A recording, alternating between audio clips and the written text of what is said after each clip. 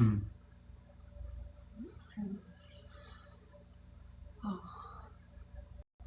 All right, we've got one. Let me see how we can see what they have to say. Okay, we've got a few joining. Hi, Rube. We're gonna give it a few minutes and let people join. I know we gave a time, so we'll get started pretty quickly. I just want to give time for people to join and make sure they don't miss anything. Hey guys, thanks for joining us. Hi Lucas, hi Katie.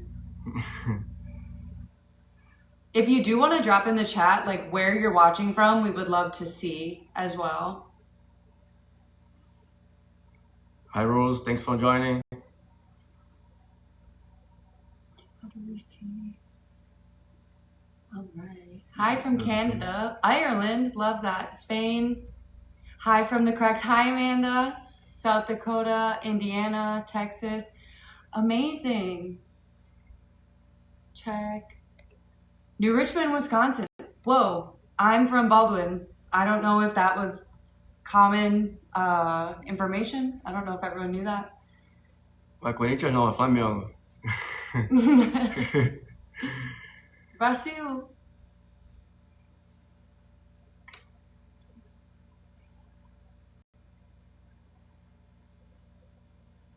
I'm also so glad I found him.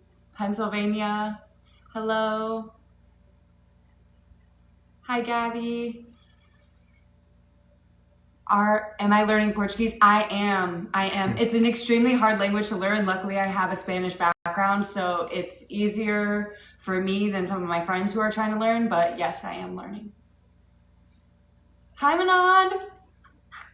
I miss you so much. Hey guys, thanks for joining us. A lot of people. Hi Olivia. We're gonna just give it a few minutes for all those who are joining right now. We're just giving it a few minutes to let people join so they don't miss anything. Felipe, fala Filipão, saudade, irmão. Felipe? No, not Felipe. Oh, okay. My friend from childhood, one of my best friends. Hi, Danielle. Oh, Jenny, you're so sweet. Thank you, Jenny.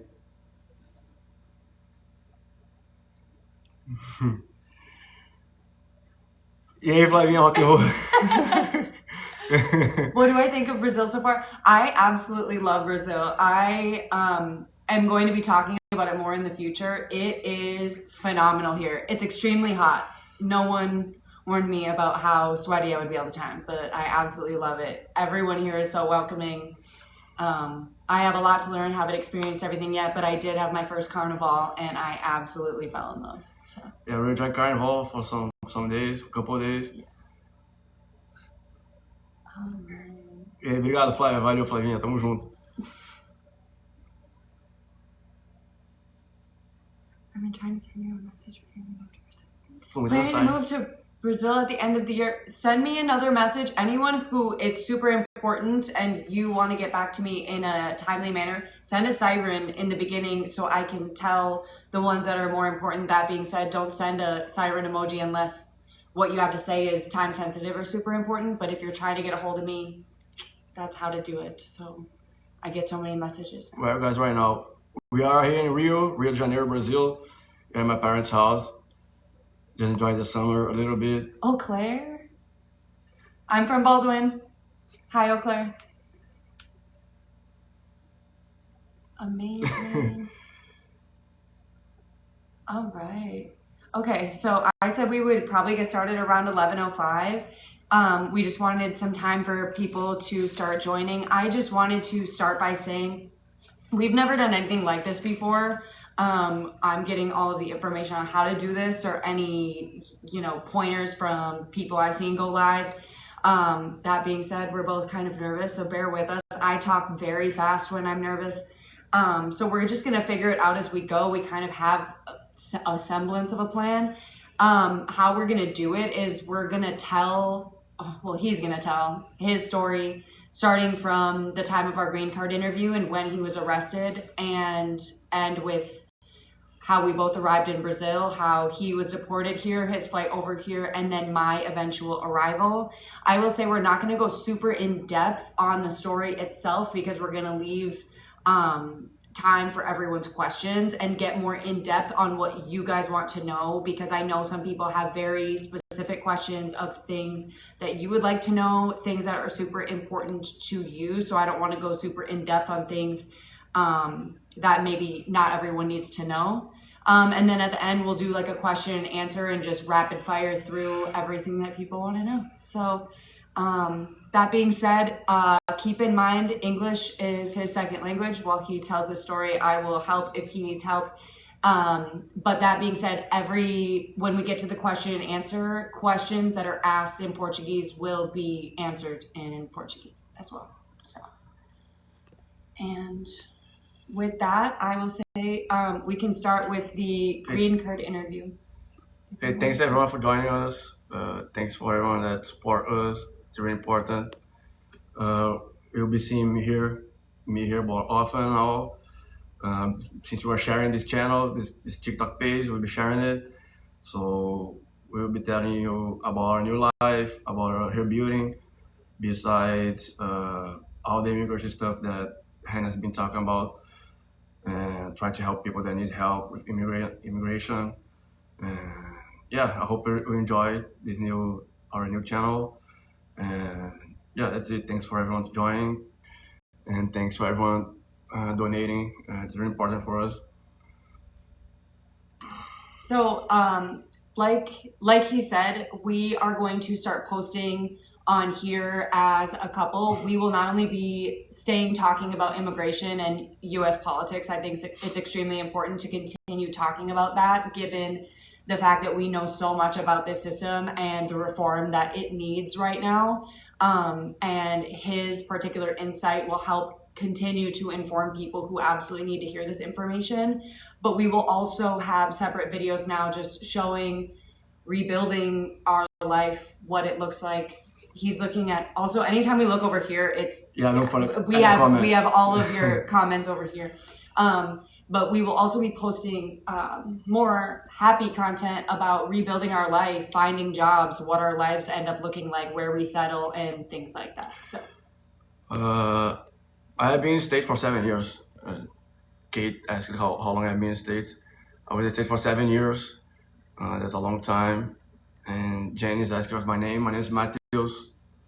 But you can go with Matt. I believe it's easier for you. Careful, I don't want that to fall down. Okay. Do you want to start by telling us what the day of your green card interview was like? Yeah, we were planning a celebration for after the green card interview. We thought we'd be going out of the green card interview with the green card, and I got off the handcuffed. It was really disappointing, and after that, everything that happened, it was really, really stressed. Yeah, it was really disappointing for me. Did you think this was gonna happen? Like, did you know going into it that you were gonna be arrested? I imagined that I was going to be arrested because there were many cases of people being arrested for overstay. For those who don't know, I overstayed my visa. That's why they detained me there. Yeah, a lot of people were being detained for overstay. So I told Hannah, I told my parents that I was going to be detained for sure, and that happened. If I knew that, I wouldn't go to the interview. I would also say that he was aware that he was going to be detained. I was not aware that he was going to be detained. I kept telling him that everything was going to be fine. That being said, our attorney that we had at the time, we've had 3 attorneys since the beginning of this process. In the beginning, our attorney told us that we had nothing really to worry about. In his 12 years of practice, he has never seen someone with a simple visa overstay that's married to an American citizen be arrested at their green card interview. He said he's never seen it, so he was as shocked as I was when this happened. Do you want to tell them a little bit about the arrest itself, the moment that they came in? Yeah, we were the interview. The interview was really chill. The woman interviewing us, she was really chill.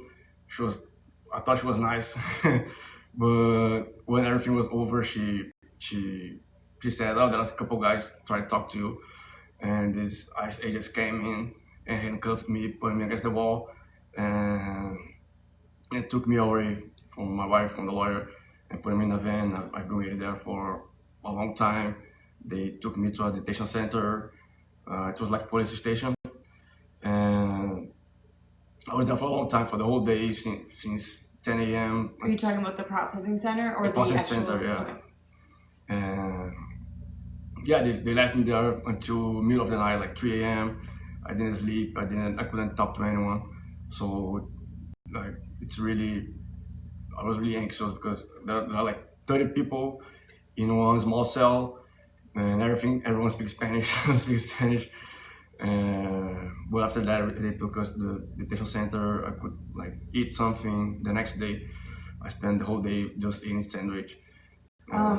So this was after his arrest at the actual green card interview. Then and we're talking about San Diego. This arrest happened in San Diego. So in San Diego, we were at the USCIS building, and then when you're arrested from the USCIS building, which they are arresting most people right now, or they were at least in November, for simple visa overstays, and then they take you to a processing center that's a little ways away from the USCIS building, and then they eventually take you to the Otay Mesa Detention Center, which is on the border of the United States and Mexico. So we're talking about the Federal Processing Center, and as far as the people preparing for that, do you want to tell them about the temperature and the lights and the everything in there?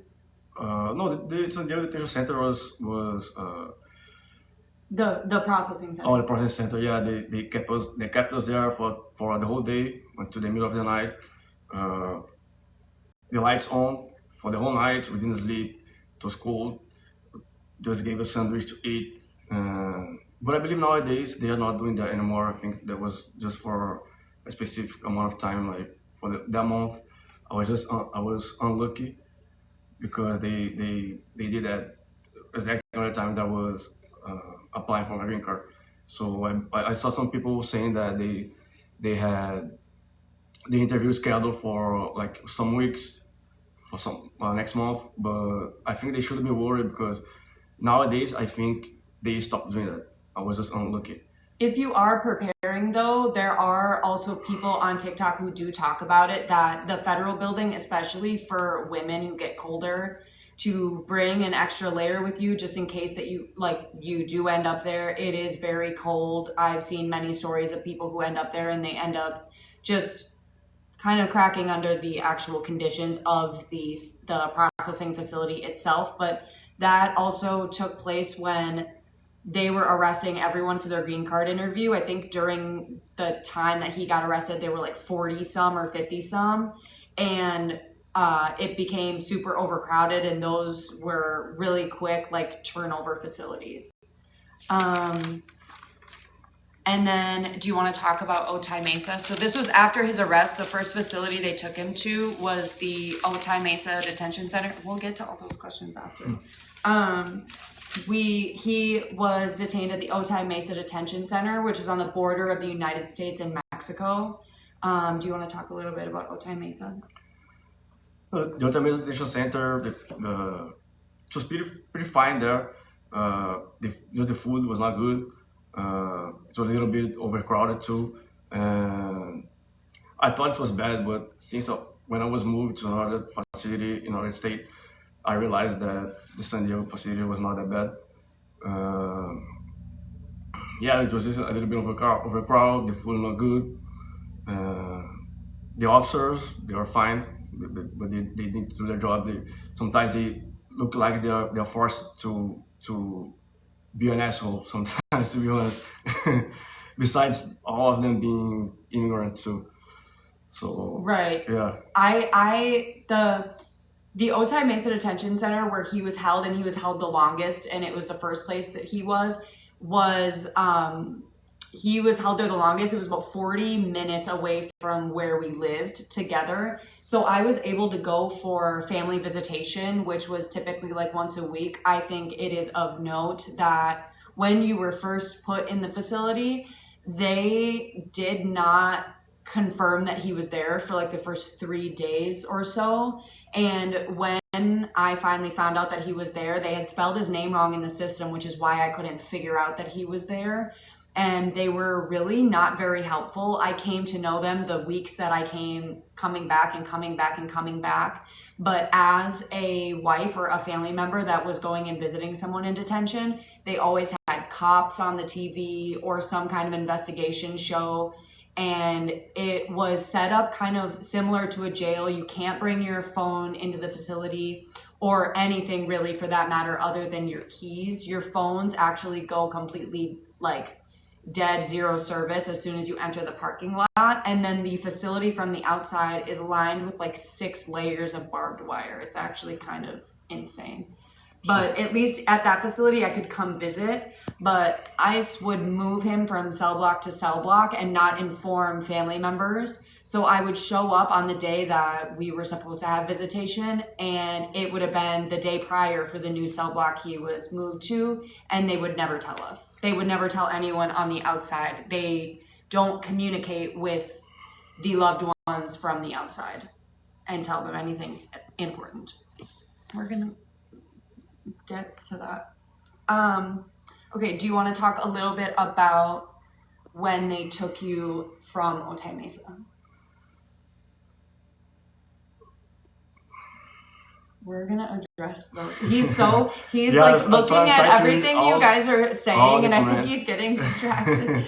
The ADD is so real. But do you want to talk about when they took you from Otay Mesa?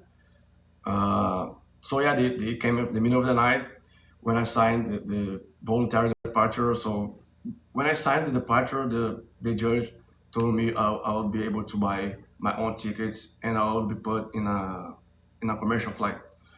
But the DHS and the ICE, they didn't respect that.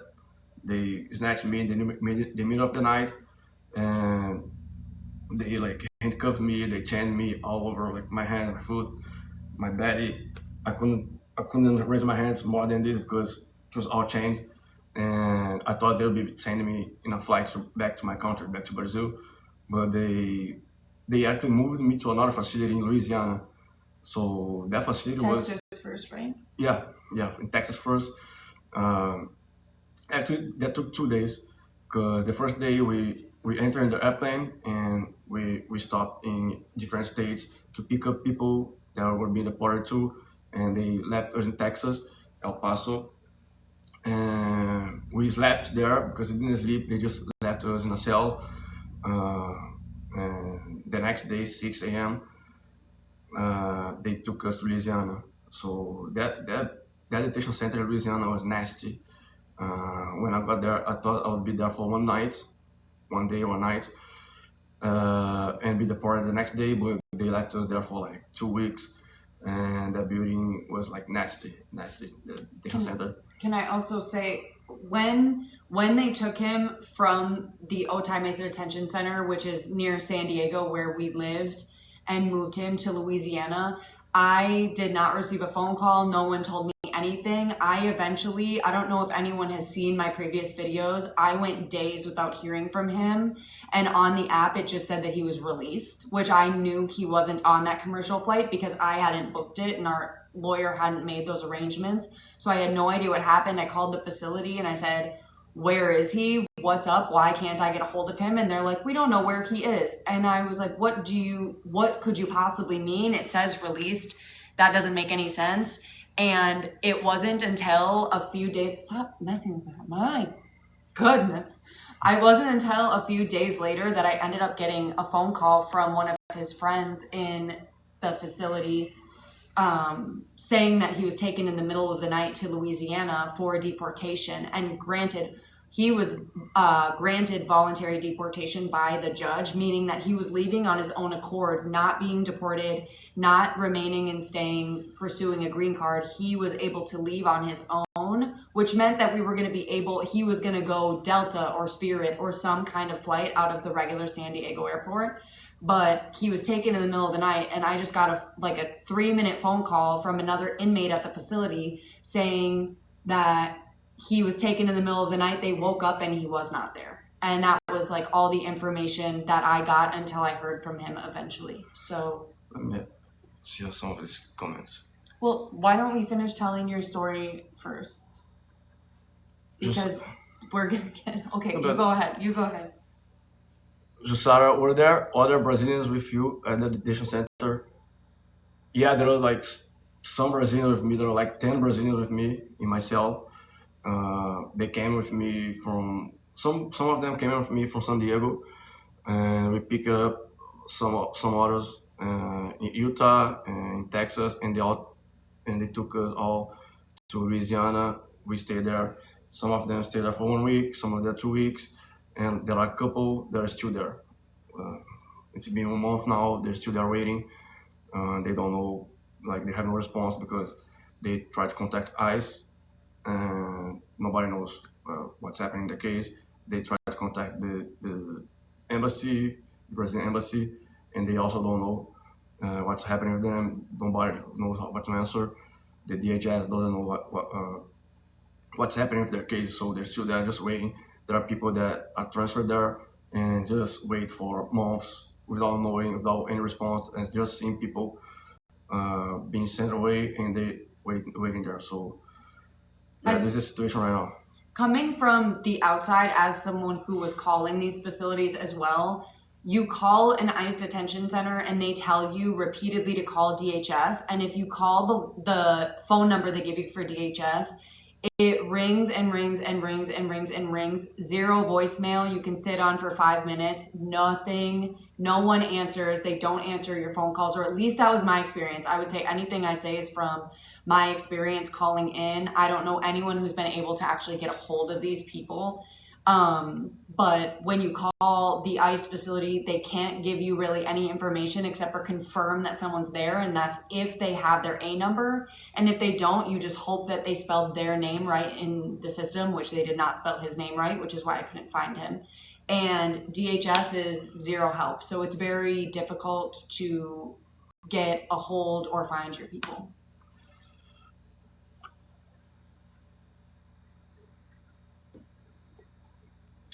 Were there any white immigrants? Yeah, there was a lot of people from Russia, a lot of people from Russia, Germany, some people from Germany, detained on green card interview too, but mostly Russian.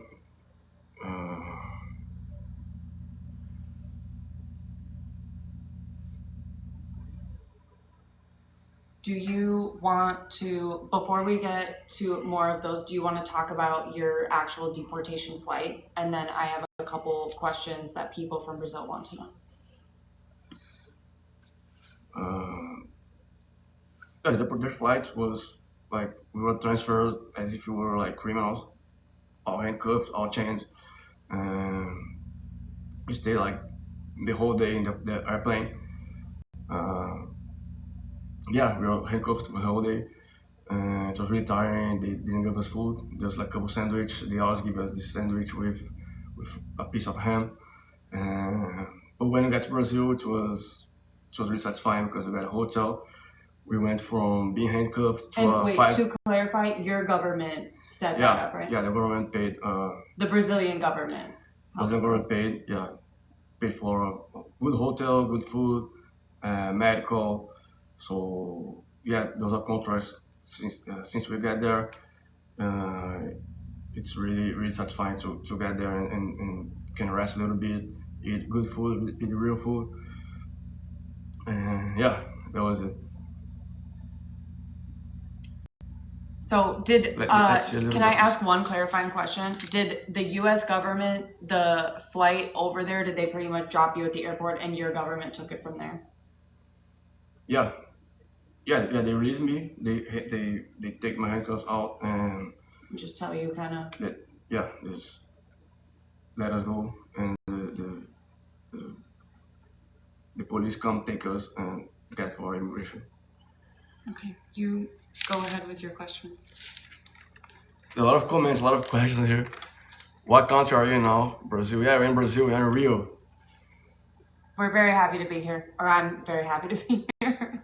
What detention center in Louisiana? I was in Richwood Detention Center, but I believe all of these Louisiana detention centers, they all look the same. They're all nasty, all disgusting, and they are all unhealthy environments. Does everyone get sent out of Alexandria though? Yeah, everyone. So the everyone. Richwood was the holding facility, and then people get transferred to Alexandria, and that's where like the massive deportation airport is out of the United States. Uh, Do you guys think you'll be back in the U.S.? uh, We don't know. We're hoping that we can get back at least to allow him to visit the United States. But as far as living, I think right now there would have to be some massive changes in the United States to feel safe and comfortable for the both of us. yeah, since I overstayed my visa, I have a ban, some years ban. I think it's 10 years ban. We could try a waiver to overcome that since she's a army veteran and she needs medical treatment. She's a disabled veteran, so we could request a waiver and try to overcome that. But we don't know if we're doing this right now. Might just wait some years. We're staying here in Brazil, enjoy with the family, enjoy the summer a little bit, and catching up with some friends. We plan to travel a little bit too, outside the country to know some other states in Brazil too. And after that, we'll begin to think about our future. If you go back, if you stay here. Thank you, Bryn. Adore you. How long did you overstay? Overstay like 6 years. 6 years. It was a long time. He came over on student visa. Do you want to actually talk a little bit about that situation? You came over to study English, and then how did the events unfold for that? I came to study English, but during COVID, there was all of that online classes, and I couldn't attend to all classes. I ended up dropping, and I thought I would stay here for a couple of years and then I'll go back to my country, but I just decided to stay here. We met each other and we thought, why don't stay here since we are already in a relationship, and we'll try to become legal here and just stay here, live here. Become legal. Live near her family. But yeah, everything happened, and that's how Jenny, our future. I also want to add on to that. Thank you, Jenny.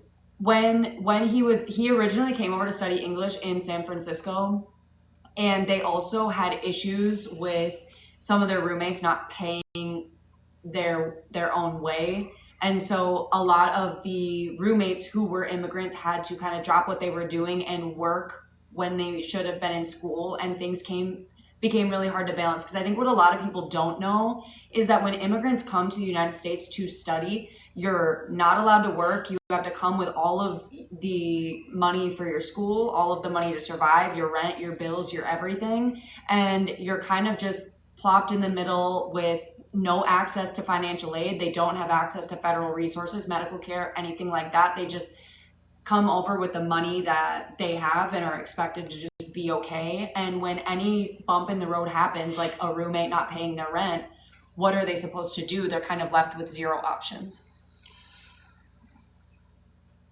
My husband is in nice custody in El Paso. It's been 5 months of hell. Send you both love. We're sending you love. Caesar.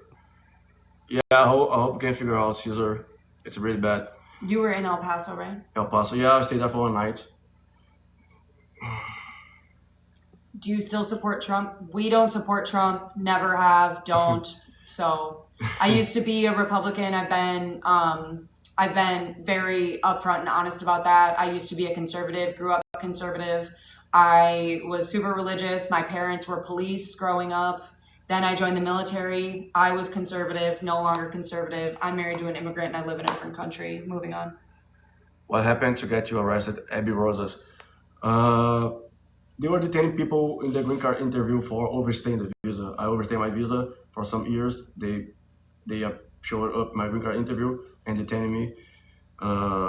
This is not normal. This never happened before. It's the first time in the history this is happening. I was unlucky. It was really in my time. They decided to do that. Yeah, I was just unlucky. I think it was the destiny. Should I get my husband a green card? Are they still detaining? I'm not sure about that, but I think they stopped detaining people. I know some people that have the green card interview in upcoming weeks. and I think they are not doing that. But I think we should talk to a lawyer. I think it would be better because yeah, Definitely get a lawyer, consult them. I would also say it depends on your status. It shouldn't. You should get a green card anyway. I think it's more, even in his situation, I think going for a green card and being in some pursuit of legal status would have worked better than just remaining without status, since now we know that some areas of the world are going door to door. There's kind of no right option here. It's better to pursue legal status. Carolina Afonso is telling me is asking me to answer in Portuguese. So eu answer em português. Qual é a sensação de estar de volta ao Brasil depois de tudo? Pô, a sensação de alívio. Eu tava. Óbvio que minha primeira opção era ficar lá, construir minha família lá com minha esposa, mas aí depois de tudo que eu passei, tá aqui vendo minha família, vendo meus amigos, curtindo o carnaval, verão aqui e trazendo minha esposa pra ver minha cidade, a sensação de alívio. Tô feliz de estar aqui, não tô mal, não tô triste, não tô nada. E é isso, é encarar esse novo recomeço e pensar nos planos pro futuro, mas eu tô bem tranquilo. Tá muito bom estar aqui, curtindo o verãozão, com o pessoal, com meus amigos. E tô só focado em recomeçar mesmo e talvez tentar de novo no futuro. Mas mais pela minha esposa mesmo, pra ela poder ficar perto da família dela também, poder voltar e ver a família dela, a gente poder passar feriado lá de vez em quando, eu poder voltar também. Mas tá muito bom estar aqui, tô gostando muito, tô curtindo muito. E é isso.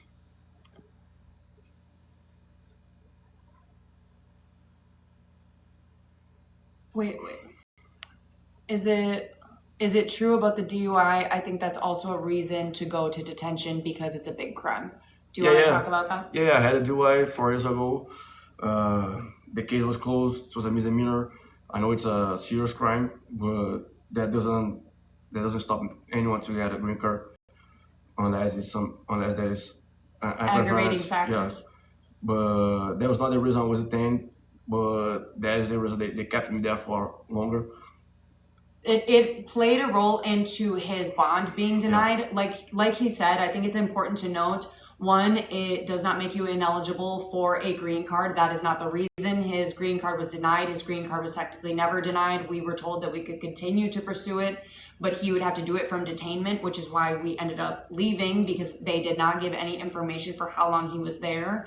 And for anyone who dives kind of deeper into a DUI about how it is a serious crime, this administration never discussed that as being one of the violent crimes they were talking about. And further, anyone who is going to press it even farther, I would remind you that it is almost impossible for anyone to stand up and say they do not know a single friend, family member, coworker who does not have a DUI. No one in their life has one, because people do make mistakes. We all do stupid things, and we all know someone who has one. Never, ever, ever diminishing a very serious thing. It's very serious, but everyone makes mistakes and they should not be held to different standards. We don't send our citizens to detainment forever or send them out of the country when they make a mistake of that magnitude. Yasmin Lewis is asking if I'd had place in parole. I don't know exactly what it is, but I don't have. Since I don't know what it is, I didn't have it. But you said you entered, you were undocumented, you entered to the border. I overstayed my visa, so I don't know if I'm eligible for that. But no. But you didn't. You also, what you just said, you didn't enter illegally. I think No. that's one of the common misconceptions that people have had. Yeah. He entered on student visa. He never entered illegally. People who have their commentary saying you never should have entered illegally, he never did. He had legal status when he entered. He had a visa.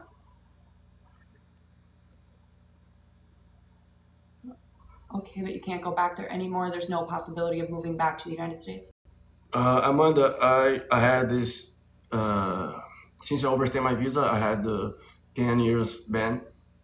As I said here, I could try to overcome this and try a waiver, because Hannah, she's a disabled veteran from the Army. So we are thinking of doing that for the future, but we're not thinking about this now. We are just enjoy our lives here and planning our future. We see this later. Oh, Yasmin, I qualified for place and parole to protect me from deportation. Oh, because you were something about military. Um, your comments are coming in so sporadic. If you want to send a long one, I really do. I'm interested. Yasmin Lewis, send a longer one so we can get to your question. I'm actually very interested. One thing, sir, is that you have a woman that loves you. Oh, so true. I do love you very much. Thanks for a message, Mama Jess.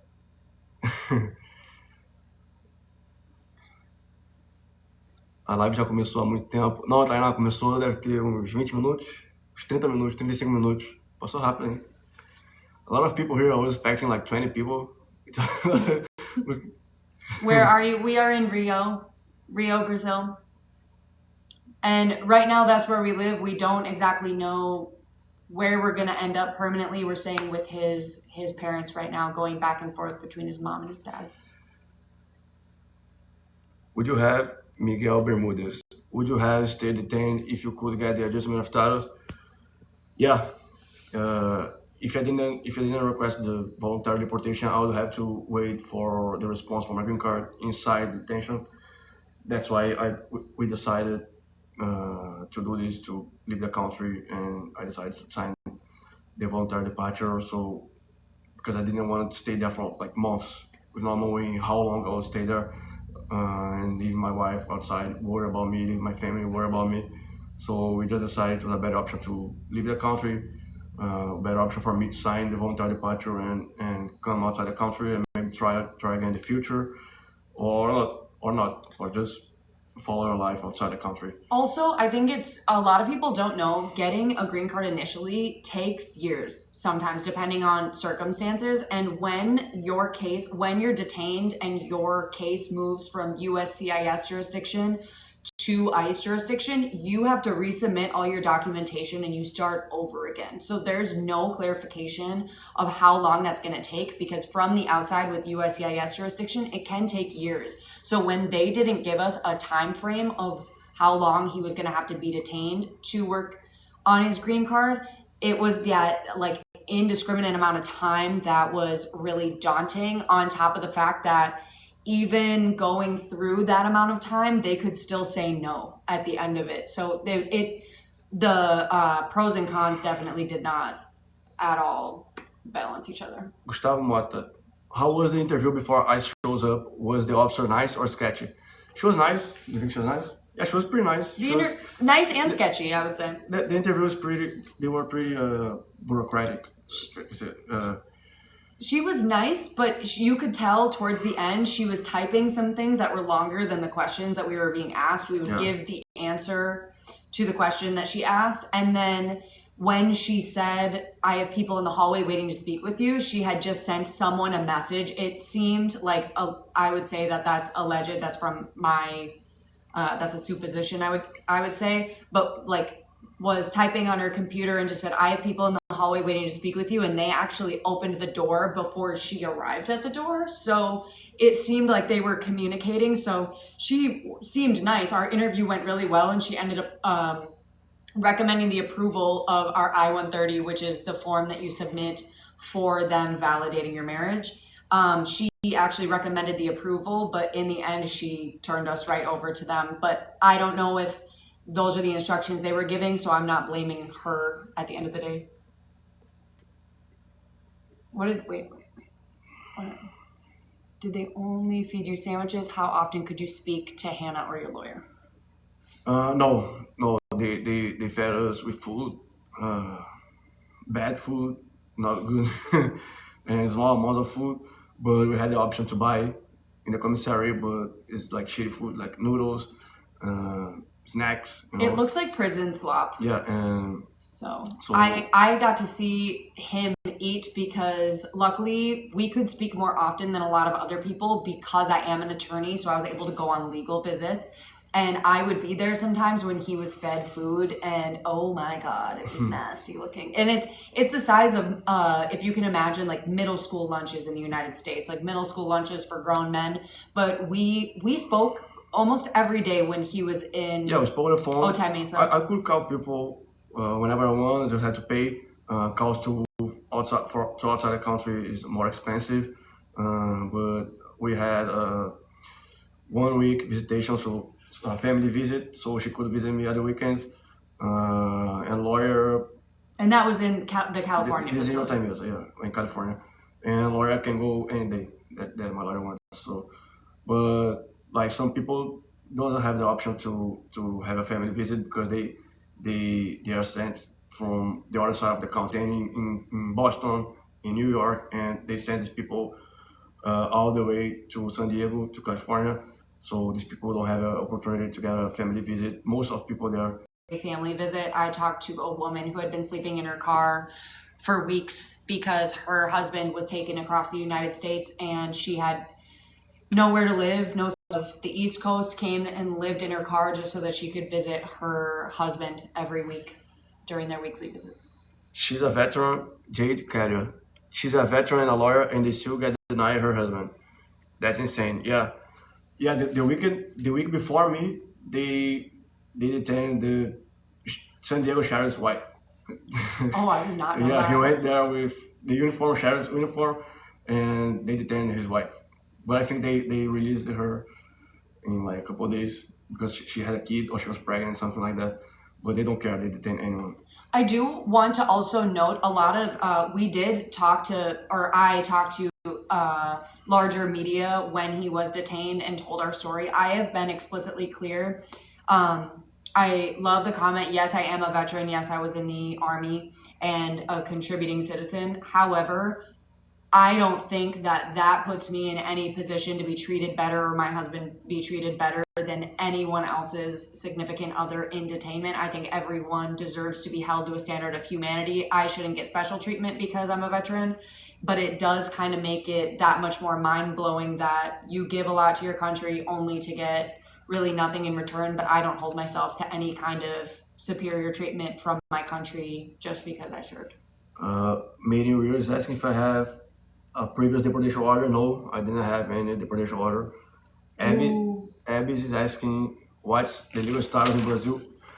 My legal status, I don't understand your question. Sorry, Abby. Can you specify my legal status or Hannah's legal status in Brazil? I don't understand that. Can I answer this one question first? Yeah. Someone, T. Wells, said any message for Trump supporters. Can I take that, or why don't you say what you, if you would like to say anything, and then I would like to say something. Go ahead. For Trump supporters, you know, right now, I think it is absolutely important, one, to remember that there is always going to be a difference, at least in my opinion, between your elected official and your political party. I think there's always a difference. I think right now it's really hard to distinguish the two.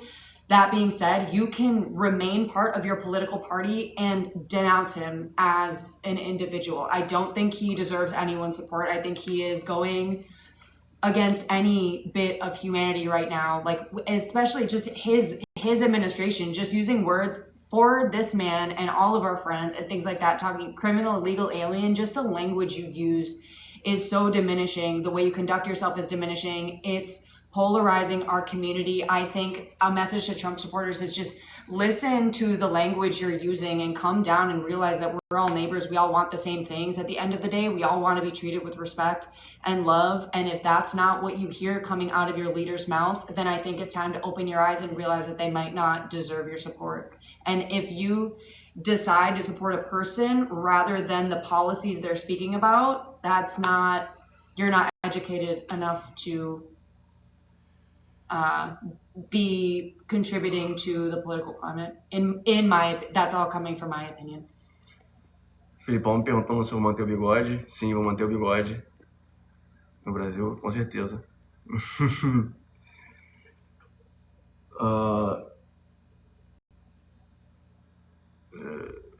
You didn't vote, right? Correct. I did not vote. I've been very open about the fact that I did not vote in this last election. I will be voting in every single election, and I have voted on other issues such as Prop 50. But no, I did not vote in the last presidential election. Laney Boyer is asking if there's a lot of kids there in the detention. I didn't see any kids, but I know there are detention for kids, but it's separated. We don't have contact with them, so I never saw any kids. Bryn, I completely agree with you on what you just said. Marcela is asking if você consegue iniciar o processo de lá normalmente aqui do Brasil, que eu answer this one in Portuguese. Eu tenho que esperar 10 anos, eu tenho um ban de 10 anos para poder entrar nos Estados Unidos de novo, mas a minha esposa, Hannah, ela é veterana do exército e recebe disability, porque ela se machucou. Então, a gente pode tentar um waiver, se a gente tiver um advogado, tudo certinho, a gente pode tentar o waiver para tentar derrubar esses 10 anos de ban. Mas a gente não está pensando nisso agora, a gente vai ver mais isso pro futuro e tal. A gente não está pensando muito nisso agora, a gente não sabe se a gente quer voltar agora também, pelos próximos 2, 3 anos. Então a gente vai ficar por aqui, vai visitar outros países também, viajar, conhecer os lugares. E é isso. Mail. Thanks, Mail, for the gift. Someone We asked how my appreciate you. Portuguese is coming. It is rough. It's a very hard language to learn. I said this earlier. I am learning. Luckily, I have a background. I have a minor in Spanish. I got a minor in Spanish in college, so that helps me learn. And his family, luckily, is extremely, extremely patient with me. Lib, would you ever immigrate to Australia? We don't think about this now, but we know Australia is a good country. But for now, we're thinking about staying here. I have Portuguese citizenship, so we think about maybe immigrate to Europe. I'm not sure if I want to go to another country to be immigrants again. So yeah, we think about staying here in Brazil or immigrate to Europe, maybe choose a country there. I'll have a better life to be easier for me. Abogada Casas asked, I'm curious, what is the reason you did not vote? I have spoken about this in the past. I would preface with the fact that I absolutely regret it. I hate that this can make me very emotional. I hate that I at all contributed or did not contribute enough, everything that I could to prevent what is happening, what has happened to the people that I care about, what will continue to happen to people. I hope that I can make up for it in the future, and that's why actually we're here, why I want to do everything I can to make up for the fact that I did not contribute my best self. That being said, it's not an excuse, but to answer your question, I grew up extremely conservative. My parents were police. I grew up in a religious home. I went to church 3-4 times a week. I know I have gotten into conversations in the past. It's not that religion necessarily correlates with conservatism. However, my church absolutely made politics have a right or wrong answer. If you are pro-life, then you are conservative, then you have to vote Republican, etc. They kind of influence heavily your political values, your political issues. It became very hard to distinguish my own religious morality, thinking of heaven and hell, and thinking that something bad would happen to me if I even entertained something else, some other ideas. It wasn't until I actually broke out of that religion and started seriously deconstructing and putting in that work that I put distance between myself and the conservative party. But it took a lot of work. Like I said, I grew up, my parents were police. And that comes with just, and not necessarily that they would sit there and influence me heavily. That's not what I'm saying. But there were just ideas that go along with that, right and wrongs that you are given at a young age. And yeah, I guess I could go on and on about how my past influenced it. And then the second I started thinking for myself, the second I was 18, I was already in the military during Trump's first term, might I add. And so there weren't really anyone challenging the political opinions that I grew up believing, the conservative opinions that I had. I joined the military, everyone was conservative, so it was another however many years of reinforcing those beliefs. And by then I had believed these things for so long that when he came along and had patience to deconstruct with me, we would get in arguments because he would teach me things and deconstruct what I thought and really take the time to educate me. And it took a long time. I will say it took a long time. And like I said, I regret it. So. Which woman? Hannah, have you tried picanha yet? picanha? What is picanha? It's the Brazilian meat.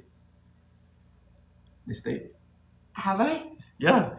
Yeah, then yeah. I've tried a lot of new things. Yeah, I don't she had a know. lot of picanha already. I had And she loved it. a weird looking fruit yesterday. I have no idea. Everything has a picanha is the different. meat, the No, meat. I know. I've tried a lot of things that I don't necessarily like know what they're called. I tried a weird ass looking fruit yesterday. Still don't know what her name is. So. Will you vote in midterms? Hell yeah, I'll be voting in midterms. I'm actually flying back to vote in person for midterms, and I can't freaking wait. And I hope that we have a Democratic sweep in this next midterm. My husband is in detention right now. He's been there for almost 2 months. I'm sorry to hear that. I hope you guys can figure out a way. It's really sad to hear. I know a lot of people that are stuck in there for months too. But keep calm. He's not like suffering like physical harm or anything like that. It's more psychological harm. He's being fed there. He has a place to sleep. He has food to eat. So keep calm. This will pass. This will go by, and I hope you guys can figure out a way out. And I hope that when he's out, that he finds healing. I know Yeah. it's really difficult to recover from something like that. He to. Sorry, I don't know how to pronounce your name.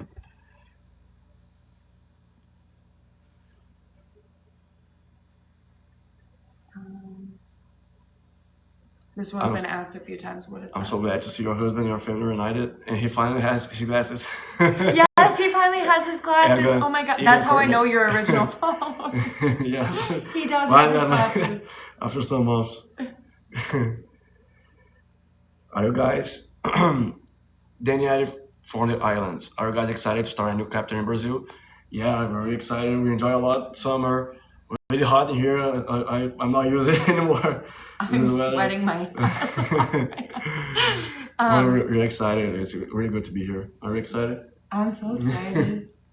I do love it here. I love the doing something new, trying something different. I will say I'm extremely sad. I think I'll be making videos in the future about how leaving everything you know is really difficult. You know, I left my family, my job, my friends, everything like that. In follow up to that though, it really puts me in a unique perspective to be able to understand his point of view. I think every immigrant has left everything that they've ever known, and now I get to experience that and really understand him in a different kind of way, and I'm very thankful for that. Can you communicate with his family?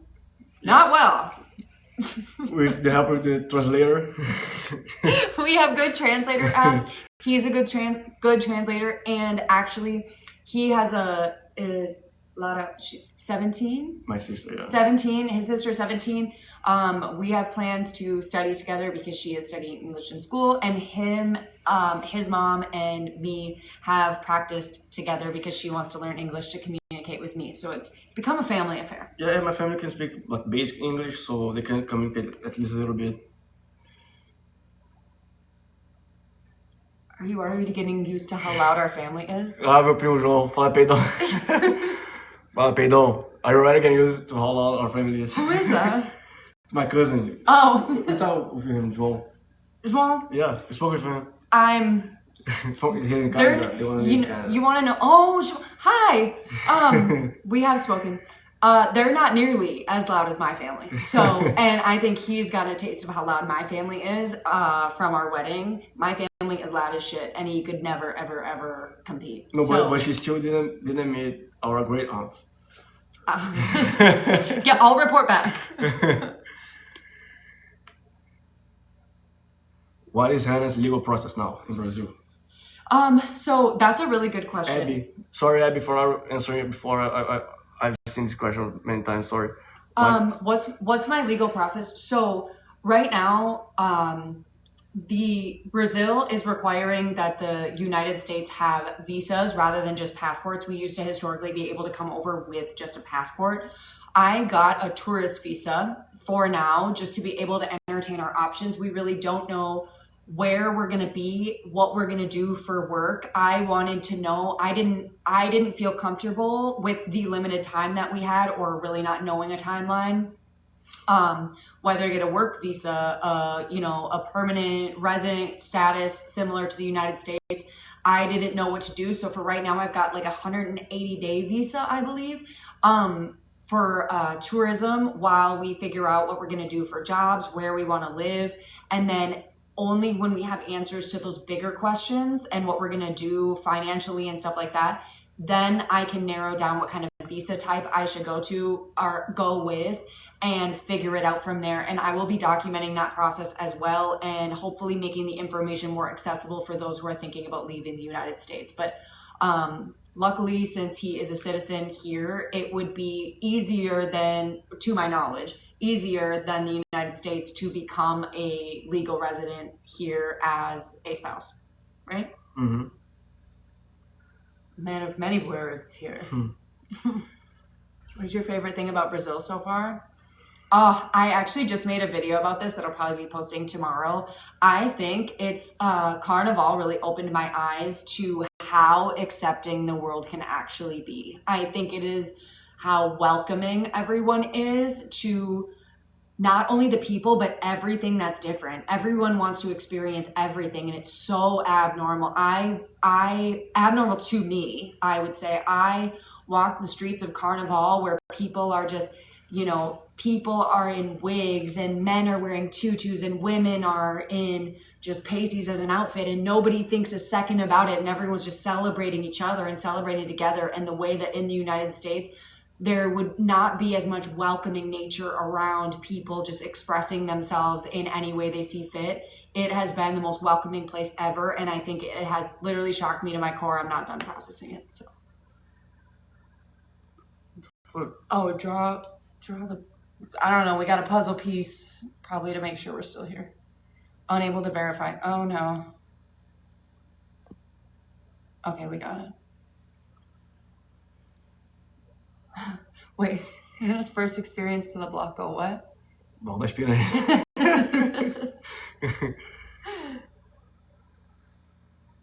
As a former conservative, what do you think is the best thing we can do to help others deconstruct? This has been probably the most controversial thing that I've spoken about on my account, and while he was detained, a lot of the best thing to do, even though it's the most annoying thing, especially now being on this side for not nearly long enough, is the patience when talking to people. I mean, you're combating typically years of reinforced behavior, years of reinforced misinformation, and a lot of people who are not as educated on policies, because I truly believe now that he has taken the time to educate me and walk me through things, that if everyone truly knew how every policy worked and the policies that work against them, that a lot more people would be Democrat than we actually believe, or vote Democrat, not necessarily identify with the party, but vote that way, because it's what works best for the people in our position, unless you are in the top 1%. So I would say the patience to sit down and the ability to remain calm when people are I would say it's human nature to be automatically defensive when someone appears patronizing or appears that they believe they know better than you. And it was his patience with me. This is from personal experience, his patience with me and sitting down and continuing to sit down, not giving up. And I know that people are tired. I know everyone's exhausted from trying to explain themselves over and over again, but it really does, just depending on your approach and how much you care about getting those people to see, it will help. Now I am having the same conversations you had with me, with my family, and I am getting through. People are diversifying their opinions and their news sources. So it does go a long way when you approach it with care. And I know that's not a good enough answer, but unfortunately it's the truth, it's my truth. Lucas tá perguntando se é seguro, se eu acho que é seguro ir na Copa do Mundo. Lib, send me tips. Por favor. Lucas tá perguntando se é seguro ir na Copa do Mundo. Eu não iria não, amigo. Sinceramente, eu acho que não é seguro não. Acho que eles vão aproveitar que vai estar um monte de imigrante reunido pra tentar pegar o máximo de gente possível. Eles não estão respeitando nada. Estão pegando qualquer pessoa com visto, sem visto, depois ver se a pessoa tá legal ou não, só depois. Então eu não arriscaria. Eu tentaria ir no Canadá ou no México. Eu acho que seria melhor. How do you feel emotionally? Do Do you still feel trauma? How do you feel emotionally? Do you still feel trauma? I feel fine, but I had I had bad dreams for like 1 week. I had been dreaming that I was still detained, but from the last week until now, I've been fine. I'm just being like chilling here, happy with my family, my friends, my wife. But in the beginning, it was hard. I had a little bit of trauma, a little bit of bad dreams some days. But right now, I'm doing well. Why didn't we fight the case in court? I feel like you would have had a good chance to say. Since I'll be detained for like 1 week, 2 weeks, and will be released on bond. But they denied my bond, so I would have to stay there until my process was over.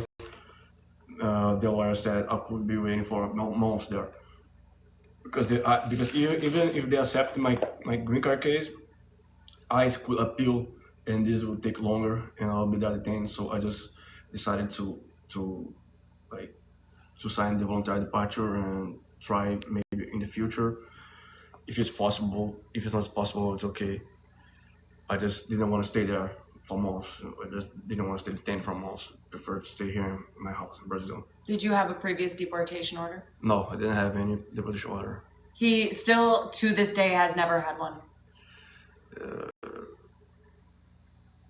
Fala em português. Desculpa, Nelma.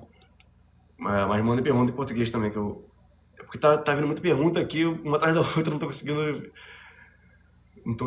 ver todas.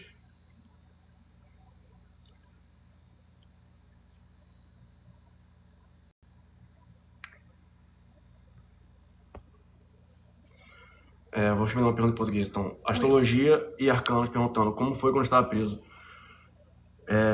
A pior coisa de estar preso é ficar lá sem saber o que vai acontecer, sem saber do futuro. É meio angustiante, né? Tá lá, sem saber o que tá acontecendo lá fora, sem saber o que a sua família tá sentindo, o seu esposo tá sentindo. Então, essa é a pior parte, porque eles não dão nenhuma resposta. Você pergunta, tenta ir atrás, tenta saber.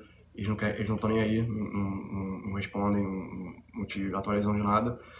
Então, essa é a pior parte de estar preso mesmo. É a angústia e a ansiedade de estar lá e não saber o que vai ser, não saber do futuro, essas coisas. E também a comida é muito ruim. Mas fora isso, comida ruim. Lá em San Diego, na Califórnia, era até tranquilo, mas em Louisiana o ambiente era muito, muito insalubre também. Era um ambiente bem desagradável. O banheiro era perto das camas e teve uma tempestade de neve lá perto e a água, o regulador de temperatura da água quebrou e a água estava muito quente, não dava nem para tomar banho direito, tinha que misturar a água da pia com a água do chuveiro num balde, tomar banho de balde por alguns dias, foram alguns dias assim, porque estava muito quente, a água estava 120 Fahrenheit, isso aí deve dar uns 50 graus Celsius, eu acho. Will you say that in English as well for them? Yeah. He's talking about I made a video about this. He's talking about the water in in Richmond. Louisiana, when I got there in Louisiana, there was a snowstorm some days before I got there, and the temperature regulator for the water from the shower was not working, so the water was really, really hot. It was 120 Fahrenheit. This was after it was no running water for a few weeks as well. Yeah, in the beginning there was no water at all. After that, the water was super hot, and we had to mix the water from the shower with the sink, and put in a bucket mix and shower like that, and getting water from the bucket because the water from the shower was really, really hot. It was 120 Fahrenheit. And while they had no running water for the weeks prior, they had to urinate and defecate in buckets as well because there was no running water. They were given water bottles to drink. I know I didn't clarify that in my video. I just said they had no water. I meant no running water. So they were not able to use the regular bathroom, which is extremely dehumanizing. And then I think they used those same buckets to shower a few weeks later. It was nasty. But that was for a couple of days. Then after some days, they fixed that. This happened because there was this snowstorm in the south of the United States, somewhere around Louisiana. It was really, really nasty. Hey, you can't. I don't think you can say that on here. Como podem tratar as pessoas assim? Yeah.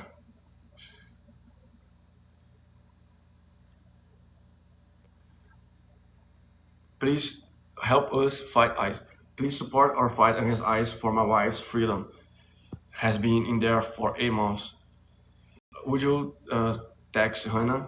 Text us? Message me. Yeah, send a message on TikTok. I'm gonna look through all of these comments after. Please send me a message. I ask for anyone with urgency to send a siren emoji first, and please don't overuse that if you just have like a comment or something to share. If you have something really important or something time sensitive, send a siren emoji so I can see it in the beginning of the message. Send me a message. Let me know if there's anything I can specifically do for you. We want to start sharing other immigrant stories on here, things to bring specific awareness. Now that we have him home from telling his story or by help of telling his story, we would like to bring awareness to other people's stories. If that would help you, you can stay anonymous if you want to, or tell us how we can help you. We would love to set you up with resources and services, the ones that we know about, and we will help you find the ones that we don't.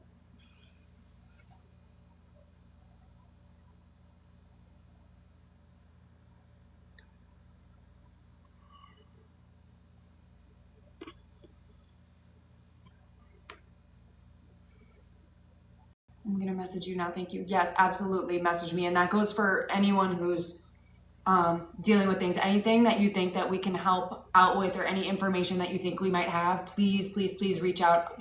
We actually just made a schedule to try to get to our messages on at least a weekly basis so that I can read through to some of you who genuinely need help and resources. Hey Charles, thanks for the gift. We really appreciate it. Astrologia e arcanos. Você sabe se haviam crianças presas também? Não, eu não vi nenhuma criança lá. Eu já ouvi histórias, mas lá a gente tem contato. Acho que é separado a detenção de criança para adulto. Então a gente não conseguia. Não tive nenhum contato com criança, não vi ninguém, não sei nenhuma história. Mas eu ouvi assim na televisão que tinha criança sendo presa e tal. Mas fora isso, não tive contato com nenhuma. I can't. Wait. I tried to send you. Wait, where'd that go? Sorry. Someone said you tried to send me a message and it didn't work. I don't know where your comment went. Tell me again. I'm gonna read through these comments after the live is over. Hopefully I can catch. Here. Oh. Which one? And I can't. It won't let me send a second one. I will write down your name so that I can make sure to. Luckily for me, your name will be easy to remember. But I'm writing it down, and I will absolutely get back to you after this is over. In the next day or two, expect a message from me. Yes, TikTok only allows a single DM before connecting. So keep that in mind. Try to send as much information as you have in the first one, and any essential information.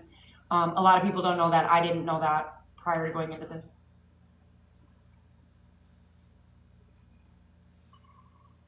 Oh, I wish I knew how to pronounce your name, because that is such a nice comment. I am awesome and a brave woman. Thank you. I try. David. Thanks, David. Is that how you pronounce? Yeah, David. David? Oh, you don't spell it like you do in the United States, so I had no idea. I didn't want to botch that. Aquela história de prender crianças como isca para prender os pais é real. Rola essa história aí, lá em Minnesota, né? Eu vi pelas notícias, mas eu tava preso, não consegui ver muito. Mas acho que era verdade, acho que aconteceu uma vez lá. Pelo que eu vi na notícia, não sei se tá rolando direto, não sei se acontece direto. Mas eu acho que aquela vez lá que aconteceu em Minnesota, acho que aconteceu de verdade mesmo. We're women and men together in the same place. Are you guys in Brazil? Valeria, yeah, we are in Brazil, in Rio, right now, Rio de Janeiro. This one. But the women and men together in the same space? No, it's separated. There's cells for men, cells for women. We almost don't see them. We just when women are going by, they keep us inside, so they can pass by, and we don't have contact with them. In Otay Mesa, when they separated you guys from risk level, did they do that in every facility? Yeah, they really Do you want to explain that? Do you want to explain like the separation of colors and risk level? Yeah, they separate in like if you have a serious crime, they put you in a higher level with a red uniform usually, and they put you in a smaller cells. You don't stay, at least in San Diego, California. Similar like to that. solitary, I Yeah. believe. Or like with just one more person, I think. But you keep restrained most of the time. And if you're a low level, you keep we are all together with other people. We are not like just in a cell with like we are in bigger cells, you know, as sharing cells with other people. They're able to have like that the community aspect of detainment. And they're kind of in Otay Mesa. I think they had low risk, which visa overstays, including him. And this is important. Actually, it ties in with anyone who thinks DUIs were classified as a very serious offense. He was put in the low risk level with every just generic visa overstay, and labeled as completely a low risk. So there was low risk, and then the different offenses or multiple offenses, aggravated offenses, and eventually like super high level drug and violent criminals were at the top. High risk, and they were like in solitary basically. I'm very happy to see you together na live. Obrigado, Bruno. Abraço, irmão. Tamo junto. Ítalo Coutinho. O tempo que tu ficou detido lá deu medo? Bagulho bizarro. Dava medo de não saber o que ia ser no futuro, quanto tempo eles iam deixar a gente lá.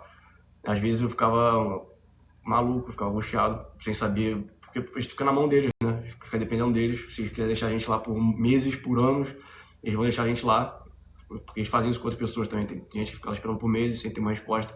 Então dá um pouco de medo sim, mas graças a Deus foi relativamente rápido comparado com algumas outras pessoas. Tem gente que está lá meses, tem gente que está lutando pelo caso há um ano lá já que eu conheci. O meu caso, comparado com eles, foi relativamente rápido. Someone asked if we plan to go back when his term is over. I'm assuming you mean Trump. We talk about going back. We're trying to, or I'm trying to at least, live in the moment and just take it day by day. I think we spent so long trying to have a plan, and our plan has been thrown back in our face multiple times. So trying to just really, I know it'll be a while before we're back, at least until he's out of office. So between now and then, trying to offer ourselves entirely to the life that we know we can have together and revisit that one day. But I would say that it would be nice when we have kids to be able to go together to go see my family. And I do have 2 sisters who are getting married this year. I would love to have him as a date. I don't think that's going to happen, or friends' weddings in the future, or, you know, my grandma's ill. I would love to have him at the funeral if and when that comes. So we hope to at least be able to travel to and from, but as far as living, we have no plans for that yet. Gabriel dos Santos, dicas para entrevista do Green Card, caso de ruim, igual aconteceu com você. Cara, a única dica é, já tem um advogado, fala com o advogado antes. Tem alguns advogados que são até de graça, que são bons até, procura bem os reviews dele. E para caso de ruim, você já tenha tudo preparado para a audiência de fiança, para ser mais rápido. Você consegue sair 1 semana, 2 semanas. Porque se demorar, você vai ficar mofando lá um tempo.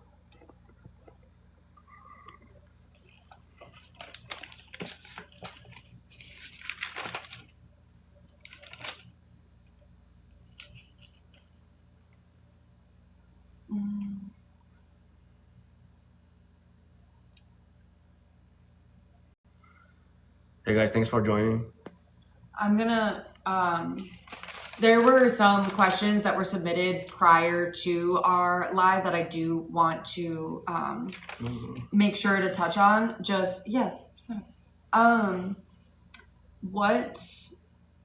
Obviously, will we move back to the United States? Someone asked, how supportive are the people in Brazil versus the people that have been in the United States as far as being online? The people in Brazil have been extremely supportive, both physically and online. I wanted to make sure I touched on that, because I think just like a little sensitivity. Now the US has become so polarizing that we're forgetting how to just be there for people. I know it's easy. You've got something right when it comes to just how accepting they are. So on that note, Brazil would definitely right now take the cake. I'm not going to say it's always going to be that way, but it was Hey James, thanks for the gift. for me. Super Scott, thanks for the gift too. Thanks Caroline, obrigado. Obrigado pelo presente. Really appreciate you guys. Hey guys, if you want to help us rebuild, please, you can gift us. It'd be really helpful.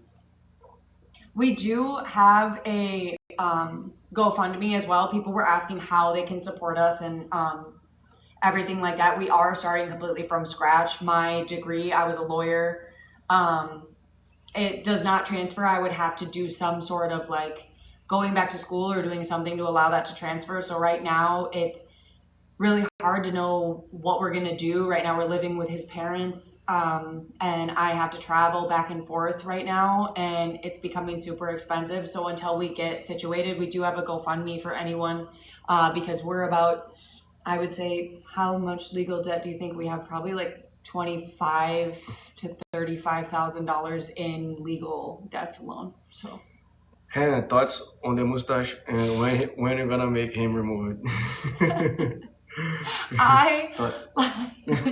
I love his mustache. Honest, please. I love his mustache, and I would never ever ask him to remove it because he loves it, and I love it because he loves it. Hey Jenny, thanks for the gift. Thanks Lourdes for the gift. Really appreciate you. Ela viu o carnaval. Sim, fomos nos bloquinhos. A gente ficou uns 2 dias aí no carnaval. Ela curtiu muito.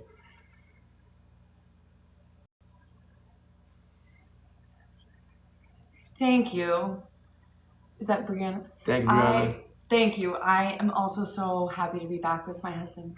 Happy to see you as well. Did he tell you the reason why they detained you? Was it just a visa overstay? Yes.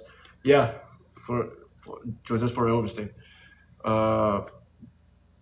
In the month of my interview, November to December, they were detaining everyone with overstay, every single one. Without criminal history, with criminal history, doesn't matter, every single one. Right now, I think they stopped doing that, maybe, I'm not sure.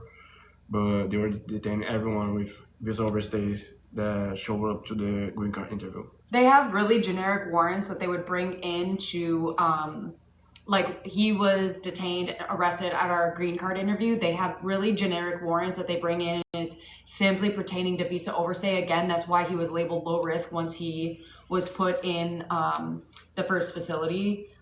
They did not label anyone as having a DUI on their criminal record as high risk. He was considered low risk, and that was the reason for him being arrested, was just simply the visa overstay. And on that note, that's what a lot of news media got wrong, or people, influencers on here talking about and giving their 2 cents about things. It is simply undeniably on everyone that I love. It was simply due to the visa overstay. Does he have a DUI? Yes. He was detained only on the basis of the visa overstay, and the news media has got that wrong, and it's been really frustrating to combat that. Como você se sentiu vendo o apoio e toda a atenção e hate? I'll answer in Portuguese, this one. Fiquei surpreso porque eu não fazia ideia de que tinha essa repercussão toda. Eu saí aqui, minha esposa tinha dado entrevista em tudo que é portal, minha mãe também, CNN. Aí eu saí, tinha a Globo querendo entrevista. Assim, foi meio surpreendente. Aí eu fui buscar uma Hannah lá no aeroporto, tinha o pessoal da SBT, da Record lá filmando, até filmaram, a gente postaram também. Eu até dei uma entrevista lá, nem queria dar aquela entrevista, mas foi meio surpreendente. Mas legal também, legal que teve tanta repercussão. E o hate, eu nem ligo tanto, nem fico me apegando muito a isso, não olho muito hate não. Porque sempre vai ter as paradas de rede social e tal, sempre tem muita gente que anda só criticando, só falando merda. Então, eu não ligo tanto não, pra ser sincero. Are you guys in Brazil now? Yes. How's my Portuguese? I answered this earlier. It needs some serious work. I had a tutor when we were living together in San Diego in our first place together. He graciously got me a tutor. I need to hit him back up and reinvigorate my 3 to 4 lessons a week so that I can become fluent. Na mídia aqui no Brasil, a maior parte que eu vi é solidária. O pessoal aqui foi bem solidário mesmo. Não tinha muito hate, não tinha muita gente criticando, não. A maioria foi solidário, foi bem gente boa. No Instagram, pelo menos, o que eu vejo ali. E thanks, Lourdes. Thanks for the gift. I really appreciate you. Yes, we met in San Diego.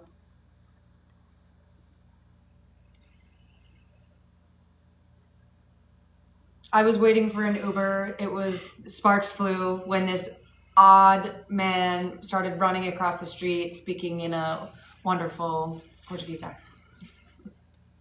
Porque todo mundo pensa que você é do Bolsonaro.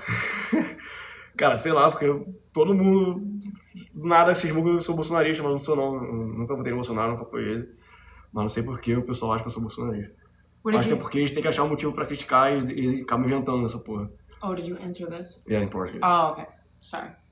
See, my Portuguese needs work. Someone asked what did you do for work in the U.S.? If you were talking about me, I was an attorney. Before that, I was a student, and before that, I was a veteran. And I was in the Army as a combat medic. What did you do for work? I don't know who you were talking to. What did you do for work? I was working in a restaurant in San Diego. He was a server and then a delivery driver for a while. Is it better to get married prior to moving to Brazil, do you think? Do you think it's better to get married there or moving here? Or wait until you're here? That's a really good question. Married prior to moving to Brazil. Hey, if you want to apply for the green card, is that what it means? What she means? I think so. Like, is it just in general better? Maybe is it easier for me to adjust here and get permanent residency here if we're already married? Or do they have to?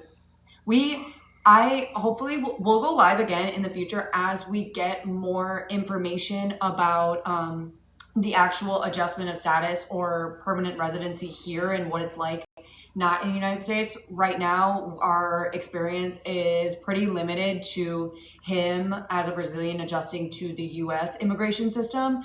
I want to open this up to show what it's like to immigrate to another area, and we'll be sharing that journey, and we'll have more information on that in the future and hopefully talk about it here. Yeah, I think the citizenship in Brazil is pretty simple. I think so. He sounds not so certain, so I would not take it.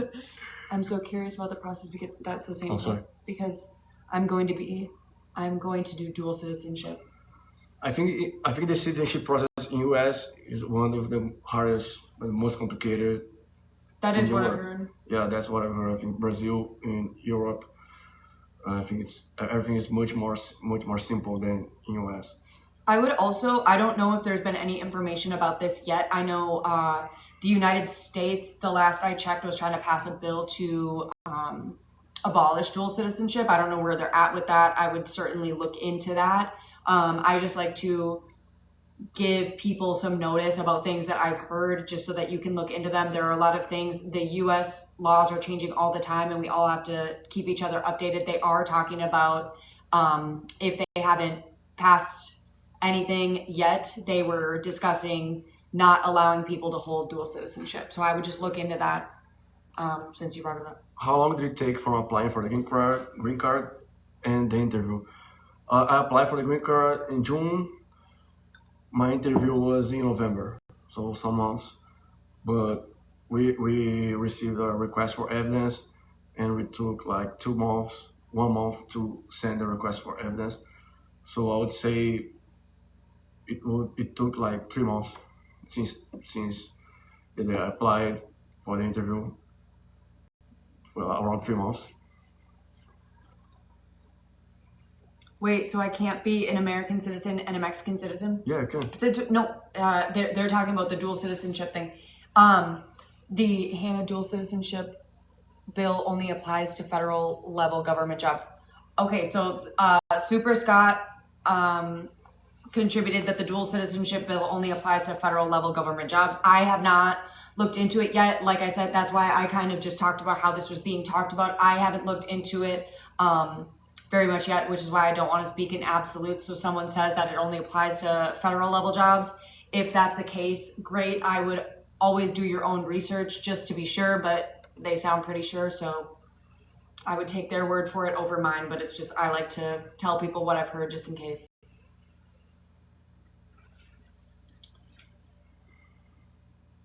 Bill only applies to CIA, FBI, and Congress. I guess in a way that I want to say makes sense. I guess I'm not really sure. I think it would maybe do more harm than good, but I could see why that makes more sense than just the average public.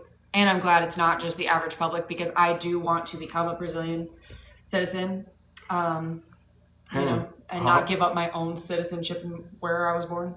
How do you like Brazil so far? I love Brazil. I love it as a country. Like, I had a full mental breakdown the other day, actually, about just like the fact that it's no longer feeling like a vacation. I think right now I can only speak about it since I don't work here yet. I don't have any state of permanence here. We don't have our own place. We haven't gotten any of our own bills. I still have a phone company in the United States. All of my stuff is still tied to the United States. That being said, it's really hard to give my opinion on living here until we fully settle somewhere. But it just started to feel, since I have passed that few weeks mark, a typical vacation timeline, that it's starting to feel more permanent. So I will talk in the future about how it feels beyond just the typical vacation type of response. But the vacation type of response, I love Copacabana Beach. I love LeBlanc. I loved Carnival. And I love, love, love the people here and the weather. Do I feel safe in Rio? Yes, I have not had any issues. I know people have warned me about issues, specifically just like pickpocketing, things like that, were the more primary concerns. I have yet to feel unsafe here. That being said, what kind of neighborhood are your mom and your dad live in comparison? I don't want to speak for all of Rio. Rio is huge. So what areas are we balling with? LeBlanc?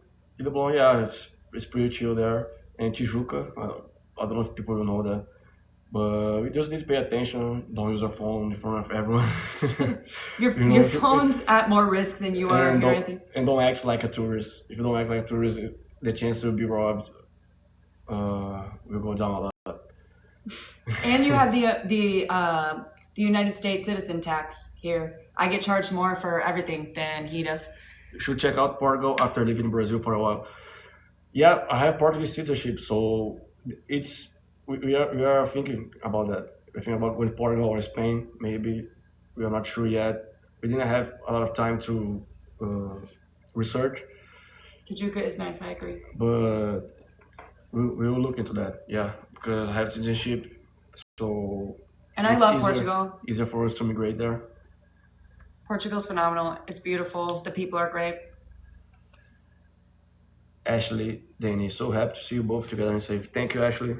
Appreciate you. What's that? Get her a CPF. What is that? It's like a identification number. It's like a SSN.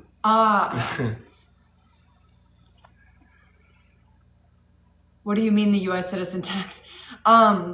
Being a gringa forces you to pay more money here. We were on the beach and I was getting quoted different prices for drinks and food than this man, because I am obviously not even from United States, just a gringa, someone who is coming in who obviously is not Brazilian. And he, even when he is seen with me, they assume that he's not Brazilian and they charge him more when he's standing by my side. Yeah, they think I'm a tourist too. They charge me more. This happens in many other countries. Now I started using Flamengo jersey so they know I'm Brazilian. In Turkey too. When I got what does this mean? But yeah, it happens in a lot of other countries. You get taken advantage of because you don't know how things are supposed to be. You don't know what things typically cost. So I'm starting to see that happening here, but it's happened to me in Turkey, Spain, France. It happens everywhere you go. Caroline, ela tá falando que o pessoal cobra muito caro dela, muito mais caro dela porque ela é gringa. E falou que o pessoal acha que eu sou gringo também, acaba me curando mais. Mas foi pela que é normal aqui, que o pessoal cura mais de gringo mesmo. Where are you guys from? I'm from Brazil, and she is from United States. Were you deployed? I was not deployed. I was gearing for deployment when I was injured. I was stationed at my last station was in Fort Riley, Kansas. Actually, super fun. Highly recommend for your next vacation. It's really, really entertaining, flat, and everything's gray. We were gearing for deployment to South Korea when I broke my back and both of my hips while I was in. So I ended up getting out on disability. I've had 3 back surgeries since then. He is my primary caretaker. We're actually hoping to come back to the United States because he is my main caretaker. Because, something important to note here is that I had to forfeit my care plan for that. But no, to answer your question, I did not get to be deployed. I was looking forward to it. My unit went. It actually looked like they had a lot of fun when they weren't working. I'm still friends with some people who were there, and they became really close, and I'm really actually sad that I missed out on that opportunity. But I went to college and became a freaking lawyer instead, which is super fun because now I'm not a lawyer anymore. So it looks like any job that I've ever had kind of didn't pan out. Hopefully the next one's where it's at. Josh, have you gotten more support from people in Brazil compared to people in the United States? Yes. Yes.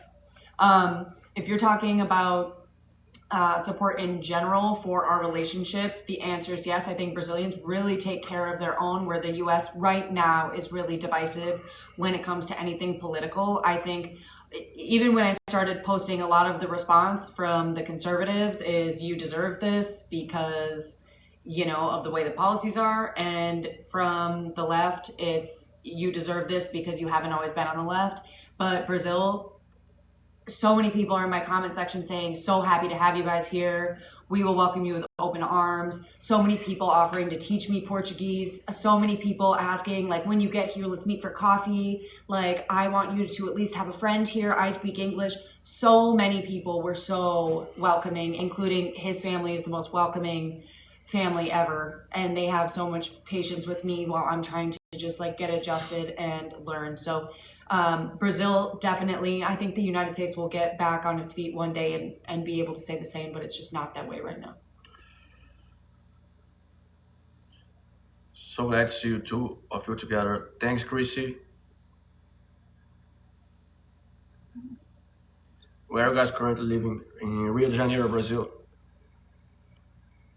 We go what is this? My jiu-jitsu teacher is from Brazil, Salvador. Where's that? Yeah, he's a Trump supporter. Trump supporter. I think I saw your message or comment on my Insta. Most of jiu-jitsu teachers are Trump supporters. I think that's what. That is there's a difference between correlation and causation. I wouldn't read too much into that, but I genuinely hope. I think.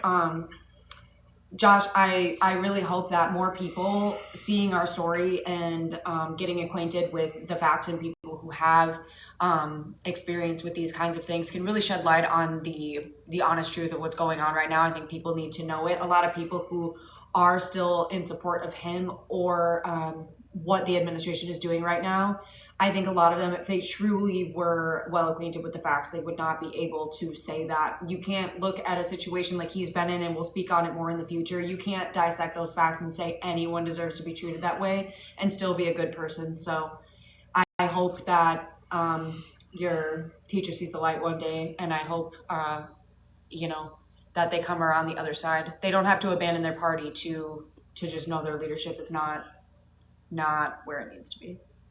Hi is asking, did he take voluntary departure?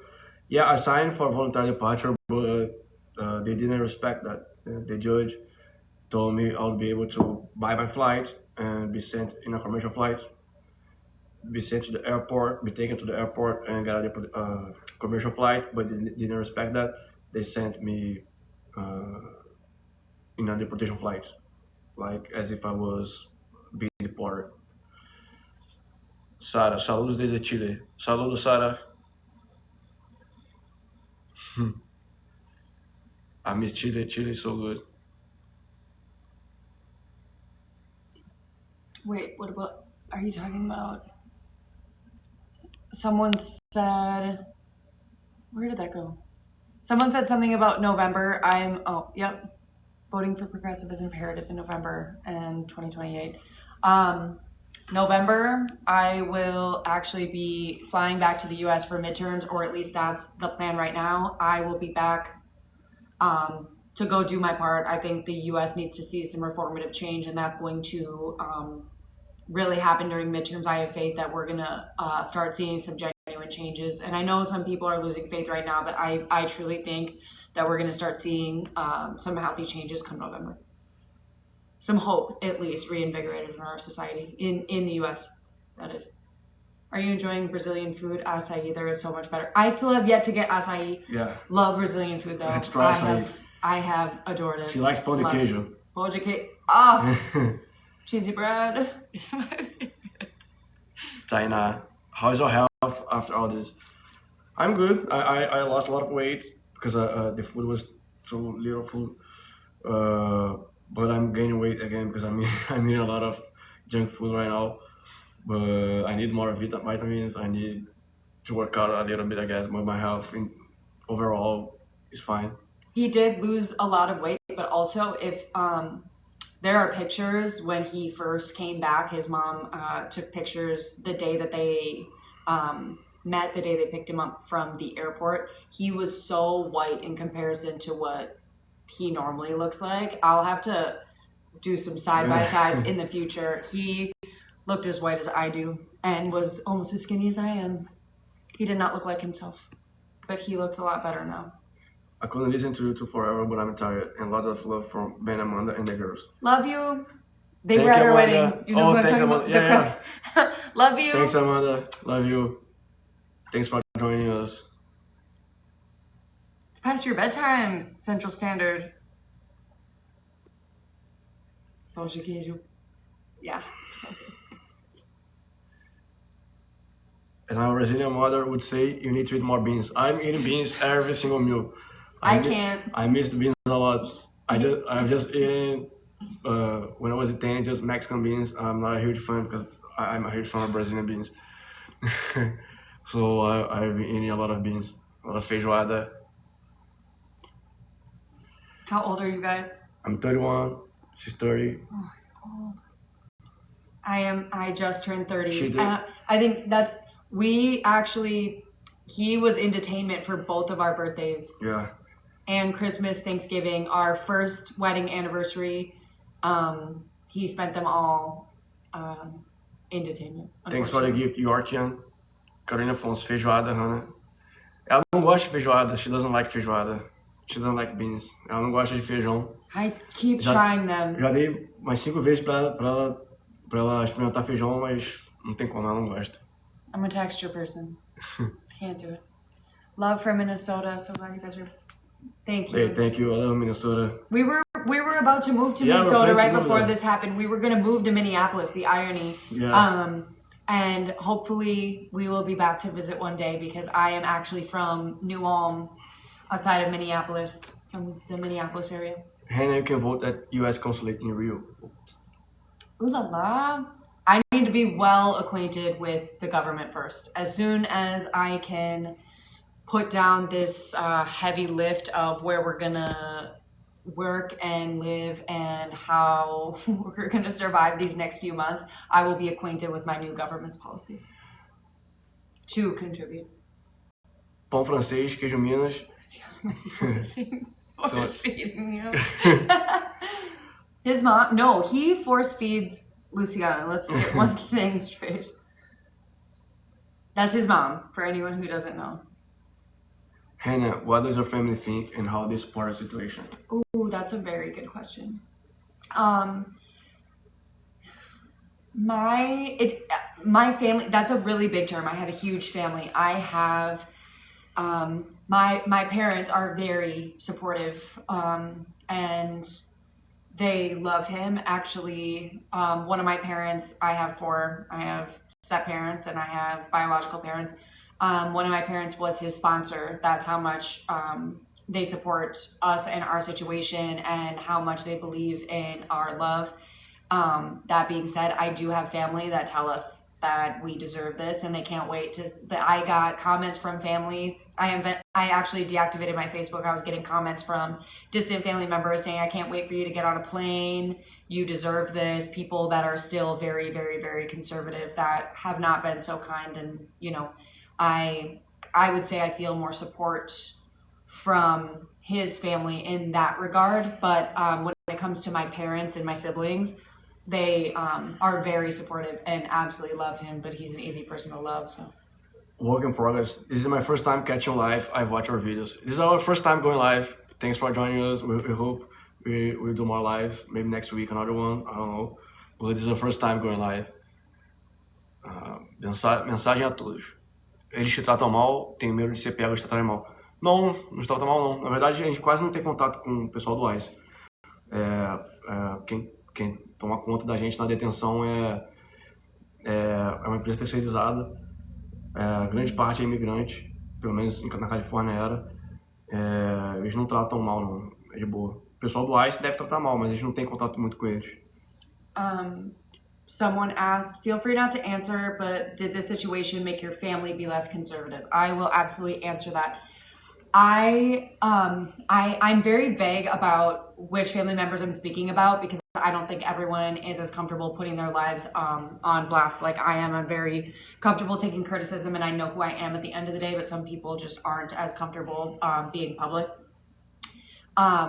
This has made a lot of my family less conservative, or at least more open to diversifying their news sources and listening to opinions and really sitting down and getting to break a lot of those mental barriers that are in the way. Becoming less conservative is a lot harder than people realize. I think when you look at other cult-like religions, like conservatism has gotten to a place that there is a line where it becomes a cult at the end of the day. And when we give grace to people who are in cult-like religions for how hard it is to come outside of that and welcome them on the other side, this is very similar. And deconstructing from that takes time. A lot of people in my family have taken the steps to at least get to the part of listening. And I don't think people actually realize how hard just that step is. But people are listening, starting to flip the channel from Fox News. And that is a start. And, listening to what I have to say. And hopefully it will continue to progress. But yes, they are becoming less conservative by way of actually sitting down and welcoming conversation, which is a very good start and all I could ask for right now, because I am a progress over perfection type of person. So I'm very thankful. Not where we want to be, but we're getting there. Your wife is MAGA, no one's not.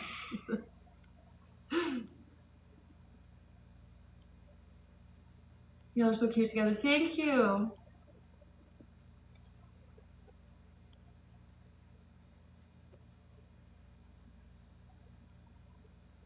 Are you gonna pick one? Or are you just scrolling? No scrolling. Onde vocês estão agora? Estamos no Rio de Janeiro, Brasil. Stop doing that. I've been following your story and I'm so happy to see you both reunited. Thanks for following. Muito obrigado. He has spoken to me, while TikTok's on his couple. Hi, Bailey. Hi, Bailey. He has spoken about, I don't know how many people have followed our story since the beginning. I started posting videos when he was detained originally, and it was just to feel like I'm talking to someone. It felt like I was talking to a friend, and he has been really happy that I could lean on a community and have some people to talk to, and eventually grew a community out of that. And I think we're both very appreciative that it truly has felt like there's an exchange of information and an understanding of a lot of our audience, an understanding of you to us to you. For a lot of us, I think we're unifying a bigger group here that has all had similar experiences in their own way, and I think that's really beautiful. Brazil with money is always better, guys. Who has money, not me? A lot of people joining right now. Thanks for joining, guys. You made it to Brazil. Yes, I did. When did you get to Brazil? Or 2 weeks ago? Someone says, "Oh snap, you got him back since when?" Hmm? Oh snap, you got him back since when? When did you when did you arrive in Brazil? 2 weeks ago. All right. I got I here 2 weeks arrived ago. 2 weeks ago. So you arrived probably 3 weeks ago. Yeah, 2 weeks and a half. I came like a half week or a week after. From which state in the USA? Oh, yeah. And Brazil are each one of you guys. I'm from Rio de Janeiro, Brazil, and she's from Minnesota. Did this whole thing make you guys stronger as a couple? Yeah, I think so. Yeah, I think we Yes, I know so. I think not that I was about to say, I think everyone needs to go through, something difficult with their partner to truly see if you guys can stand the test, stand the long run. It's extremely taxing on a relationship. One person did submit a question on Instagram talking about how do you deal with your partner being detained. How did your relationship kind of make it out of it? It's extremely hard. It's not just, you talk to your person just a little bit here and there, and then that the hardest part is missing them. No, one of the hardest parts was you can't accomplish anything except for through me, and I'm so stressed because I'm the only one that can do things from the outside. So there was a lot of just bickering and frustration, and trying not to be mad at someone who's in detainment and not be mad at someone who basically holds the key to everything you need. It's very taxing on a relationship. I wouldn't wish it on anyone. It has absolutely made us stronger, made our communication better, made our understanding of each other grow. And now, being on the flip side, me being an immigrant, it has honestly allowed our relationship to prosper all the more on my side, because I feel like I understand him a lot more with each passing day. Work in progress. I'm just so sorry you went through all this. Are you alright? Yeah, we are right now. We're relieved. I'm glad to be here with my family, with my wife, in my country again. Yeah, I'm alright. Did you miss Brazil? I miss Brazil a lot, yeah. It's been like 6 years since I came back last time. So I was missing a lot. He So finally good got to be here. hug his grandma the other day, and it was a beautiful thing. Eu sou brasileiro e também estive preso no mesmo lugar, centro correcional em Louisiana. É o pior lugar, é horrível, horrível, horrível. Parece presídio de verdade.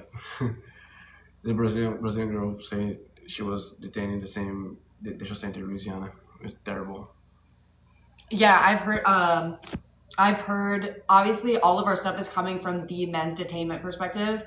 I heard the women's is just as bad. And if I learned anything from I know it's not comparable, but as far as living in a cell with a bunch of women, which is similar to the army, where kind of you can't leave, you're stuck in this huge system with a bunch of women told when to eat, shower, sleep, shit. It is disgusting. Women can be gross, and I wouldn't wish that on anyone. Men are gross, but I would argue that in situations of close quarters and similar to jail type settings, women can be nasty. So I do not wish that on anyone. Ela entende português? A little bit. Un poco. I'm learning. It's hard, but I'm learning. So wait, go on. So will you and the kids live there with him now? We do not have any kids yet.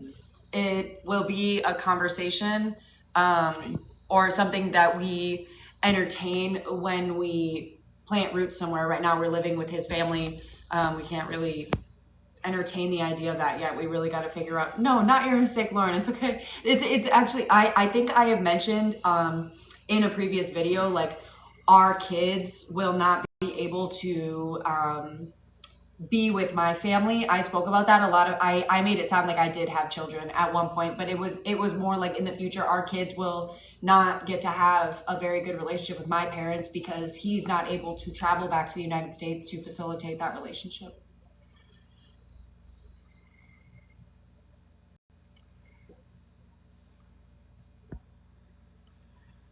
Hey Stephanie, thanks for following our story. You can keep following us here. we'll keep posting our new life or our new beginning. So hope you can keep following us. Yeah, we talked earlier about how we'll be not only posting, we're going to continue to post political content, immigration related content for the United States. I think it's super important to keep spreading the information we have to share and allow others to obtain resources and things like that through us. But we'll also start posting videos about just rebuilding our life, some happier things, some hopeful things, hopefully inspire some people who maybe want to take the leap and leave the United States. So hopefully we'll have a healthy mix, but expect to see some happier content that we'll make together in the future. Is he forever banned from entry?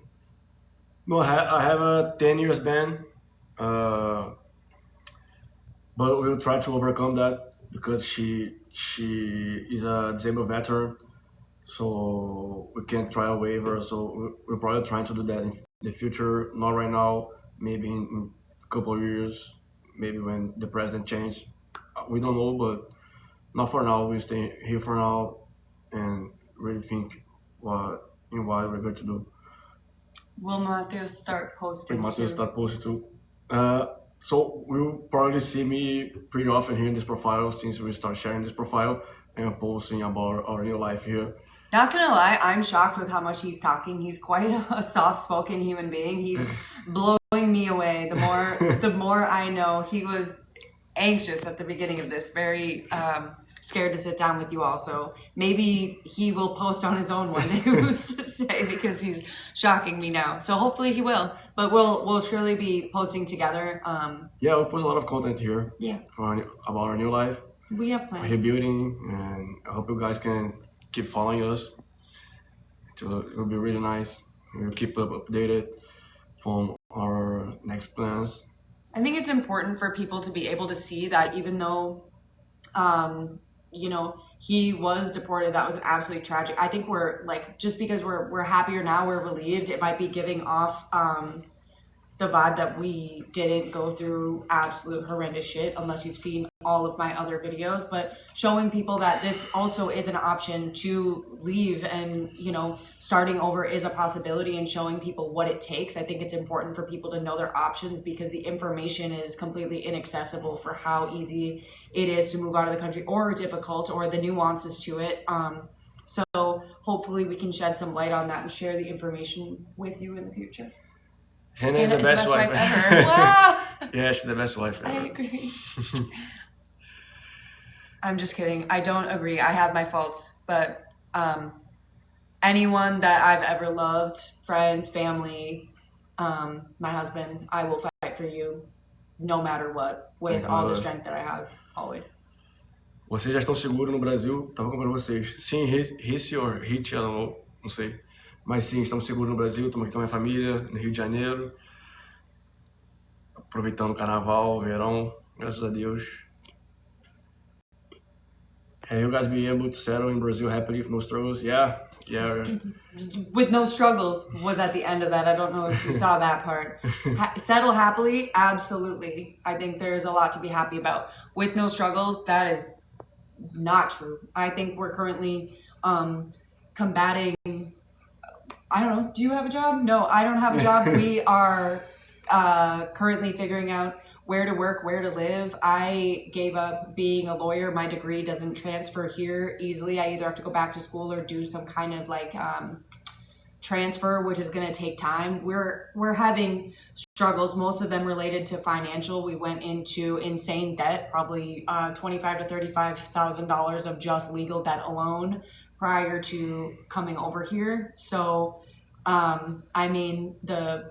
the financial aspect is one thing, our jobs, there are many complications, but happily, yes, I think we will always be happy and finding happiness no matter what. No struggles. He can't read. It would appear.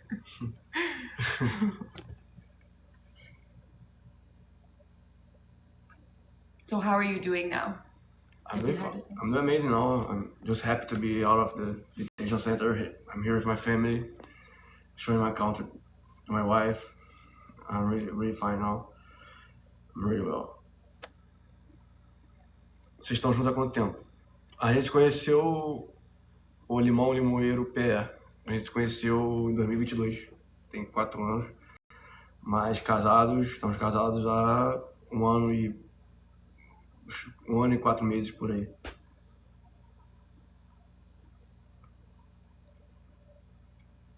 I was having problems with the habeas corpus getting oppositions. We did not end up filing a habeas corpus petition. We were told that it would be futile. I'm hoping to have more information on this in the future. We did attempt to get bond and it was denied. And that was back in San Diego. We got a new lawyer after that because our lawyer was actual trash and did not prepare him for his bond hearing. And we will hopefully be seeking recompense for that in the future. But our new attorney after that told us that habeas corpus would be futile, just given the circumstances of our situation, mostly pertaining to the DUI and the fact that he would probably have to seek a green card from detainment, and that was a decision that we would have to make, whether we wanted to do that or opt to leave voluntarily. Amigo, por quanto tempo você morou nos Estados Unidos? Eu tô lá desde 2019, 7 anos, fiz 7 anos. E não foi pelo Kaká, eu entrei de visto turista.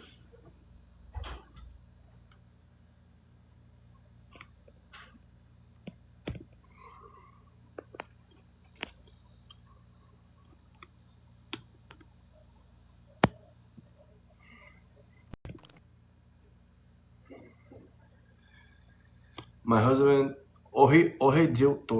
my husband's bond was denied instantly. They didn't even know if my husband spoke English. Yeah, they're doing this a lot with people with asylum cases.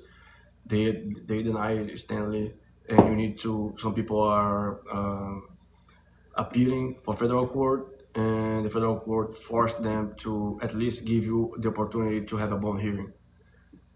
This is happening a lot. A lot of people that I know are going through the same situation, waiting there for months until they get the appealing hearing, the appeal for at the federal court. That's happening a lot. I'm sorry to hear that.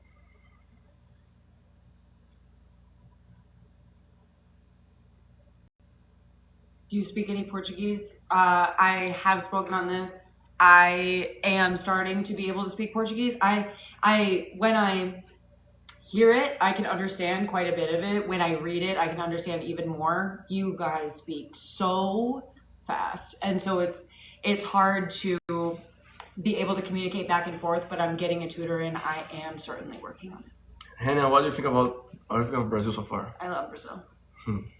I love it. Especially since I flew here from Minnesota, where I'm from, and it was 10 degrees there when I left, and it was 90 here when I got here, and that is way more my speed.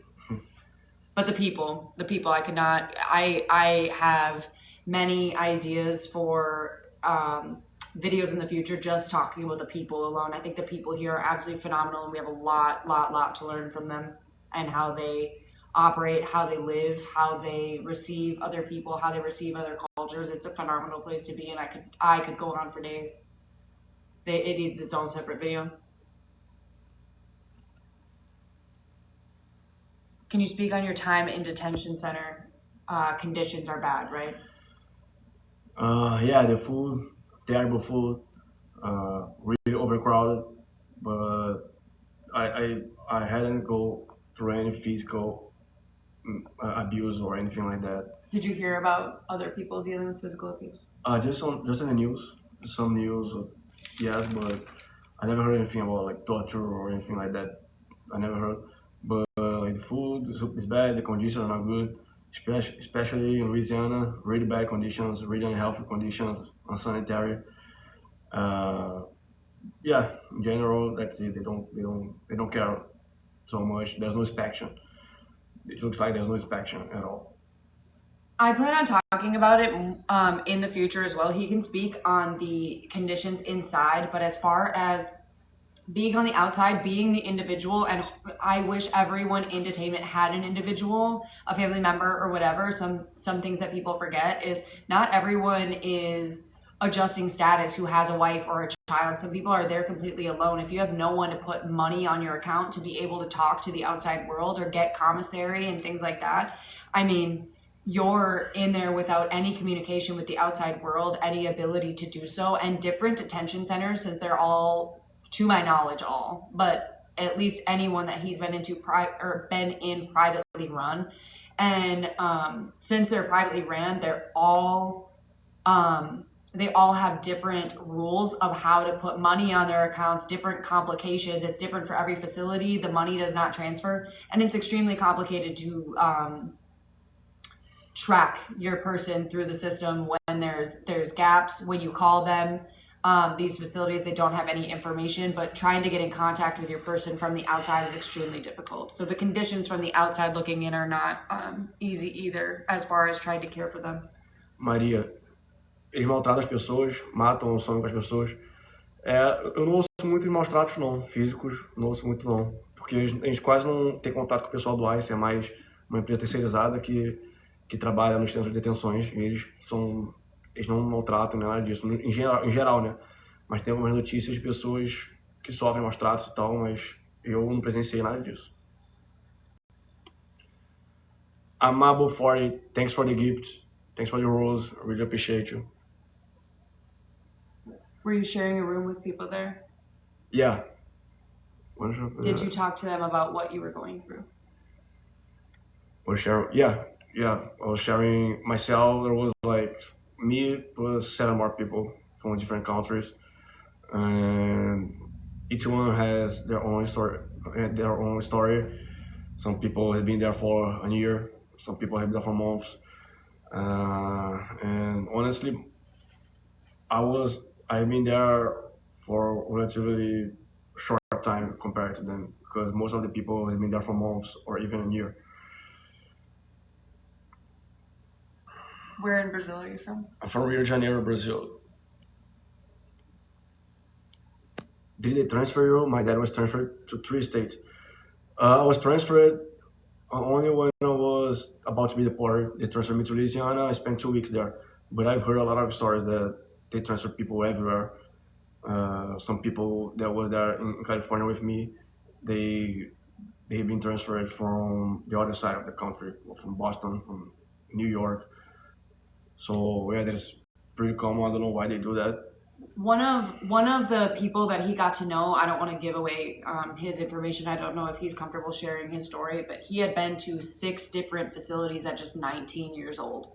He had been shifted around from facility to facility just due to different circumstances and complications with his situation. So he's been in 6 facilities, and he is barely a legal adult.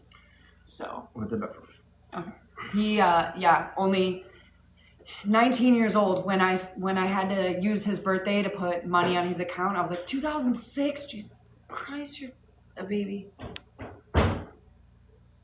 Where are you guys now? We are in Rio de Janeiro, Brazil. I agree, it is inhumane that people think that this is morally okay. I think if people really saw it up close, they would really understand that it's not okay. I think it's important, while he's gone, I think it's really important, you guys, to understand, for a science experiment, if you go hop over to a lot of Republican media, conservative media, they are being lied to. And it's easy to believe lies when you are trusting or supposed to inherently trust the people who are giving you information. I know we go into classrooms assuming our teachers are telling us the truth. We assume a lot of the times, I know it's silly, but people do believe their politicians are telling them the truth. These people are going and watching this media, and if you go watch it, they are being lied to. So a lot of people really don't know that this stuff is going on, that these horrible conditions exist, which is why we are trying to get this information out there, because so many people just truly have no idea. So I don't know if as many people actually support it as we think. I think a lot of them just truly, I know you think they're stupid for believing that this stuff's not going on, but truly they're being lied to, and you have to understand that you're competing with lies and deceit, because that's who we are up against, is a downright liar that a lot of people just trust in their position to tell them the truth. It's the same in every dictatorship I agree. State media controlling the information. Also, I agree. I think it's important to also look online for all of the news stations that are registered as only entertainment rather than educational. It would really blow your mind because they're not held to the same standard of truth telling. Is my family aware of what ICE has been doing in Minnesota? They killed a woman.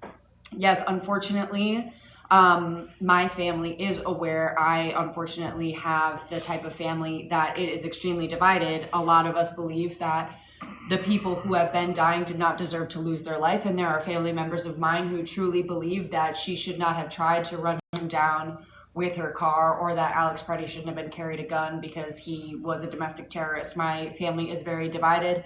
I have cut off my family who truly in their heart thinks that way. I do not associate with people who hold those beliefs any longer unless it is merely to try to change their mind.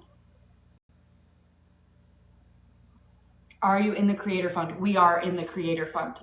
Luckily, with this all, it is helping us a lot. I want to be transparent. We do make some money from being on here and sharing our story, and we're absolutely grateful that it is helping us get through some of these times when we truly don't know where we're going to plant our roots. So yes, we are in the Creator Fund. Yeah, if you guys want to help us, please donate, gift us, donate on a GoFund. We have a GoFund link. It's very helpful to us. We are drowning in legal debts that we are continuing to pay off as the time goes on. So we still have a lot of legal debt, and hopefully can get enough money to move out of his parents' house sooner than later. So yes, it is helpful. We do have a GoFundMe. The link is in the bio of all my social medias. So venham morar passar em Santa Catarina. Ficamos felizes de receber vocês. Obrigado, amigo. A gente vai sim. Quero levar ela para conhecer Floripa. Eu nunca fui lá. Quero conhecer também.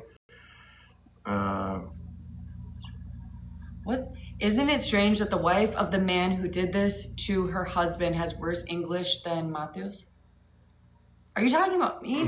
Am I an idiot? I don't know. I don't think I understand your question, but I speak great English. If you were talking about me, I don't know if your insult was incoherent to me. I don't understand. No, he was complimenting my English.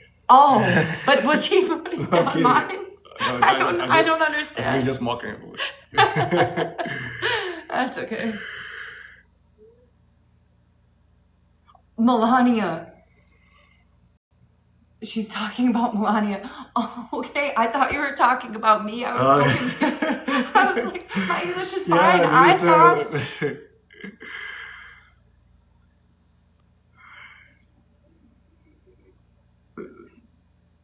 Do you intend to go back to the United States? Maybe in the future. Yeah, we're not thinking about this right now, but maybe in the future we think about going back. Especially because I want to go see her family, her friends, my friends too. So in the future we intend to go back, but not think about this right now. Maybe some years we try again. Who knows? I would really like to have the option, if and when kids are in the picture, to be able to go be closer to my family and at least spend some of our time back and forth. It would be really nice. Or as family members of mine come and go, and you know, there's a lot of big things, a lot of big life events that I'm missing that I would love to bring him to be back for. But right now it's just not something we're thinking about. Where are we living right now? We are in Rio. You guys should do the normal visa route and live somewhere else. Yeah, we were looking into that. I have a Portuguese citizenship, so we might try to live somewhere in Europe. We didn't have enough time to do research and talk about this, but we are here for now. We stay here for some weeks, some months maybe, but we are planning to see other options. Maybe go to Europe, some country in Europe. We're not sure yet.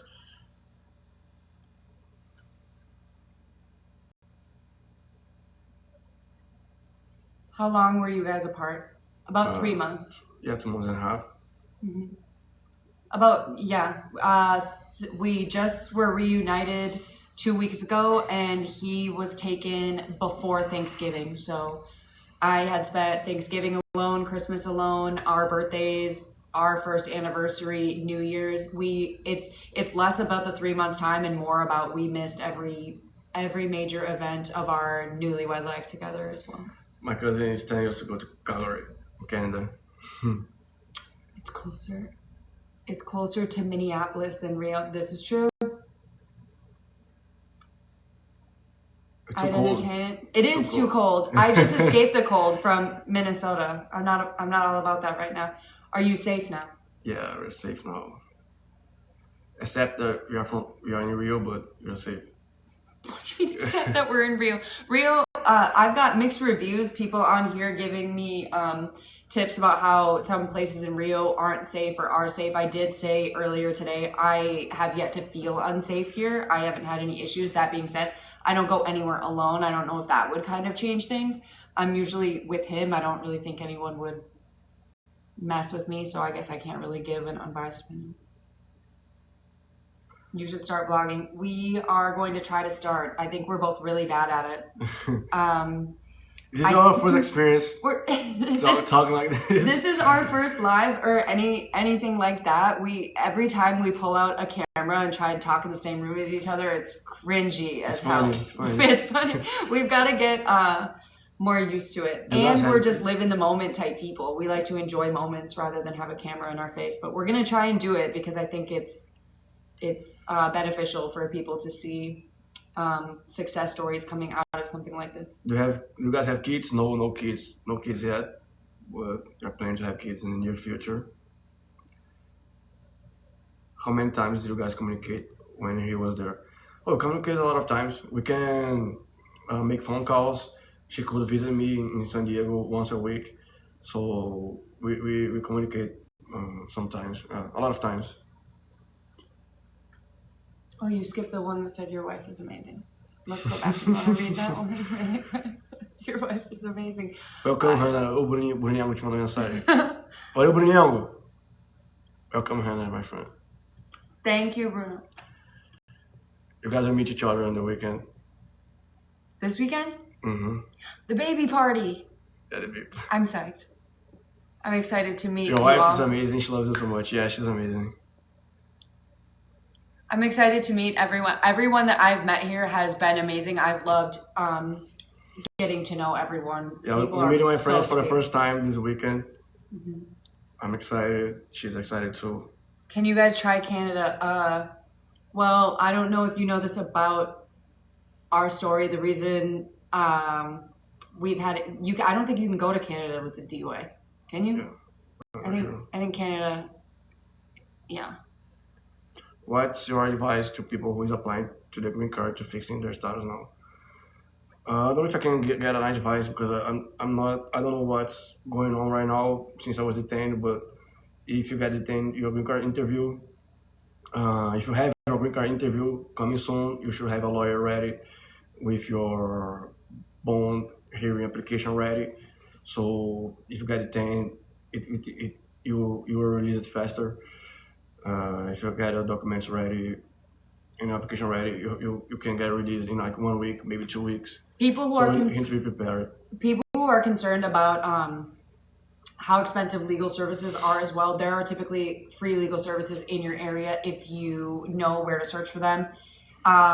Hopefully in the future we have plans to put together like a compilation of resources, including legal resources for people to know the free legal services in their area. There are options typically around you. Go find one.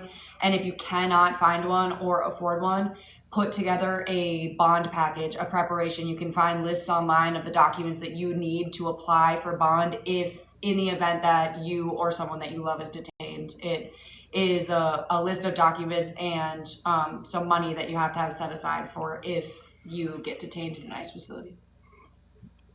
Matheus traz ela para conhecer o Nordeste. Eu vou levar sim, eu quero levar ela para conhecer Bahia, Natal, Rio Grande do Norte, né? Vou levar sim. Não sei se dessa vez, mas talvez mais no final do ano ou ano que vem. Did you hear about the reaction to Bad Bunny's Super Bowl halftime show? No, I haven't heard much because I was detained at that time. Okay. Were you? Yeah.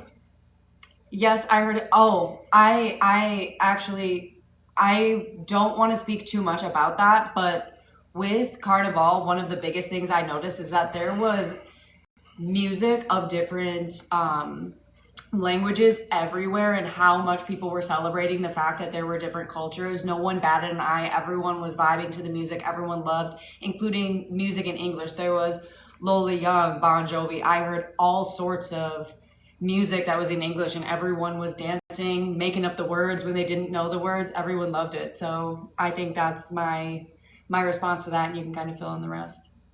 It was a vibe. Do I know how to samba? His mom tried to teach me last week and it didn't go very well. She needs to go to a samba class. I do. So do you. Did you have, did you have your court date? Wide intention. My husband has his tomorrow. Yeah, I had a court date. Yeah, it didn't go really well, but I had a couple court dates.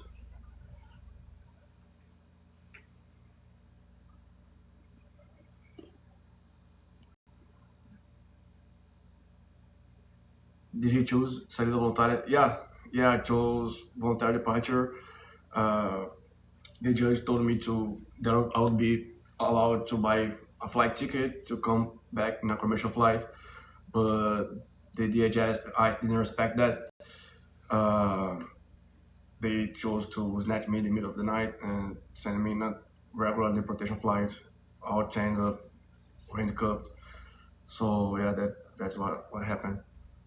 But I chose voluntary departure. Yes. Speaking of, even the people that they are labeling low risk, they are transporting these individuals the same as they are those of high risk. That being said, when he would be transferred from facility to facility, or during his multi-hour flight from the United States to Brazil, he was chained hands, feet, and chained to his belly as well the entire flight. So that's how they're treating people, even the ones that are labeled low risk. And I think that isn't being spoken about enough. Do you still want to be a pilot? Yeah, it's my dream. My dream is still to be a pilot.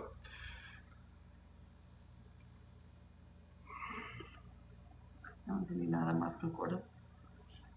Take a ride to visit Região dos Lagos. Yeah, we're planning to go to Búzios. I don't know when, but we are going to Búzios for sure. I just don't know when. Oh, wait. Do you think in retrospect you would have done things differently? If so, what? That's a good question. It's hard to say that because it's easy to say that now after everything happened. But no, I wouldn't do anything different. I think everything happens for a reason. And no, I wouldn't do anything different. I've learned a lot from my mistakes, and I think this is what life is about. Amen. For how long you overstayed our visa? I overstayed for like 5 years. 5 years maybe, around 5 years.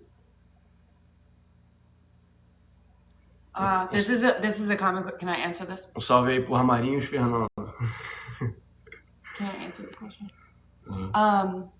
I've gotten this question a lot over the course of many of my videos. Did you only care once it happened to you and your family? No, I think it is. I didn't start posting any political content or anything related to immigration until this happened to my family. That being said, it's not that I started caring automatically on that day when my husband was arrested. That's the most common misconception that I've seen on all of my videos, that I only started caring then. Was I conservative in my past? Yes. And I've been very open about that. And I've been open about what it was like deconstructing from that. And I think it's important that I talk more about that in the future for where I want to see my home country get to one day. But it's not that I just started caring once this happened to him or anything of that nature. And I think it's important to, get there constructively in your mind. Do you think he would choose to marry me if I was the person that I think the internet is painting me to be? Oh, you could get away with it if Trump.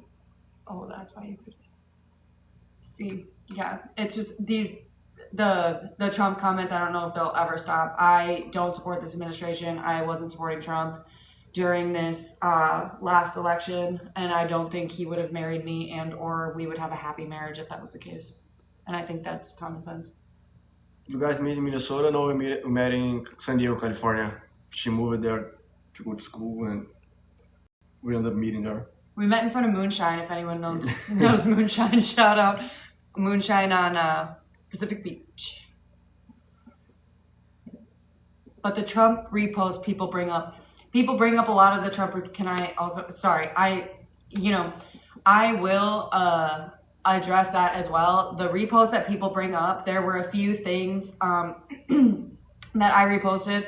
A lot of the reposts that people are talking about, one of them is reposting why Trump got elected or why the philosophy behind why he got elected. And I do think or believed then, and I still, do believe it was because he was talking more about economic policy. But that was, again, I just spoke while you were in the bathroom about how like the conservative media is lying. A lot of it is lies. We are being fed lies. And I know that from going home with my family when I was saying goodbye before coming here, all of the lies that they're being fed are the half-truths and the misinformation. So I was reposting a lot of ignorant misinformation that I was being fed. Another one is mourning the death of Charlie Kirk, and that was about the fact that his children will grow up one day to see that the only thing they have left of his memory is people talking absolutely horrible about him and their innocent children. So those are the reposts that people are talking about. I encourage you to go watch them. But I felt like addressing that because it is also very common, but you should go watch them before thinking that it was like some undying, unwavering loyalty to this administration. Tainá perguntou qual é meu time, sou flamenguista, Mengão. Inclusive perdi a final da Libertadores, porque eu tava lá detido. Mas já assisti de novo, já. Reprise. Chelsea's asking, when they grabbed you in the middle of the night, they took you straight to the airport. No, I wish they had, but they took me to Louisiana, to this facility called Richwood Detention Center. Really nasty facility, really unhealthy facility. And yeah, they kept me there for like a couple weeks. A lot of people staying there for some weeks too before being deported. Some people were staying there for months waiting with no response. No, they didn't take me straight to the airport. Stop doing that.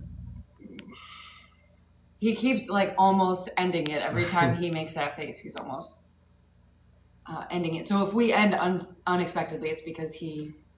So glad you have your glasses. Thanks, Karen. Yeah, I finally have my glasses. What did you miss most about Brazil? What did you miss most about Brazil, Matheus? Best be happy to be back. The food, for sure, the food. The weather. But the weather in California was good too, but what I missed the most was the food, for sure. The food here, my family, of course. My family, my friends. Do you feel sick in there?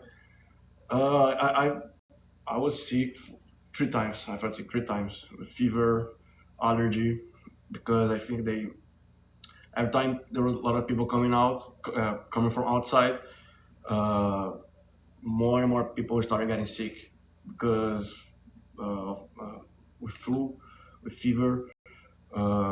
They also don't change the air filters from their air conditioner, so every time I was getting sick, I was getting allergies. And the medical treatment there is not so good. We had to wait for days to go to the doctor to get a appropriate medicine. So yeah, I felt sick. Most of people felt sick there.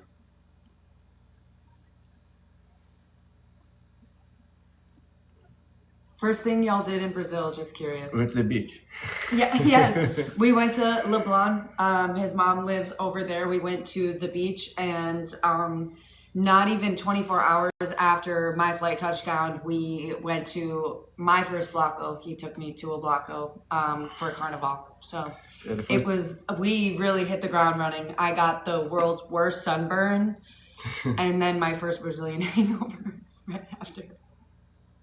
It was an absolute blast. You guys know how to do community and how to do a party because that Bloco was the craziest thing I've ever been a part of or ever seen. There were people dancing in the trees and dancing in the streets and people having the time of their lives. I will And that right after 17 hours of flying was crazy, but I would do it all over again. Lover of sweets just joined. Hey, thanks for joining. Did y'all have to go to Brazil? Yeah. Yeah, We are here now, came we're to in Brazil, Rio. yeah. She came join me in Brazil, in Rio.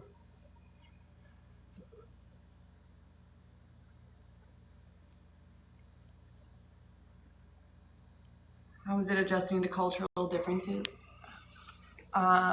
when you both met? How was it adjusting to cultural differences? That's actually a really good question.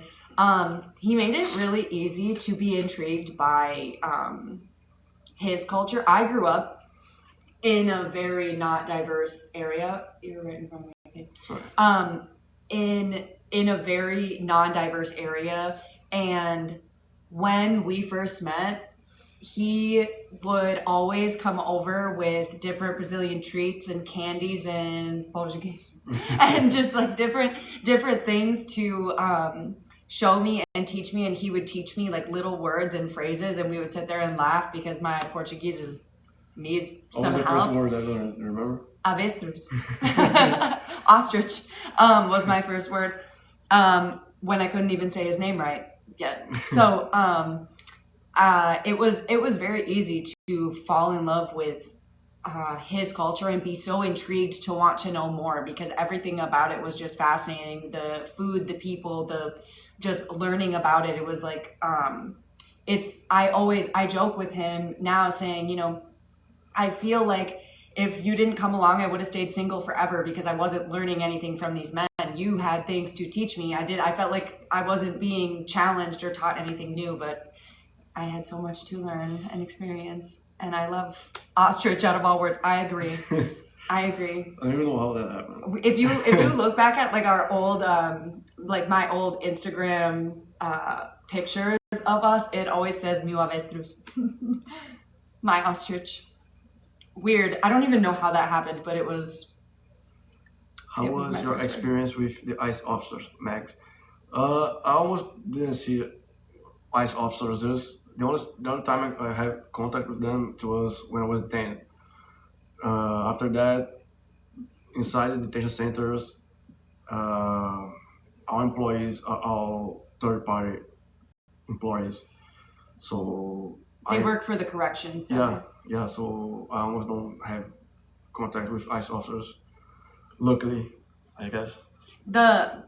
So ICE agents and officers are immigration and customs enforcement, right? They're federal agencies, and this is actually a really common misconception. This is not something that a lot of people know.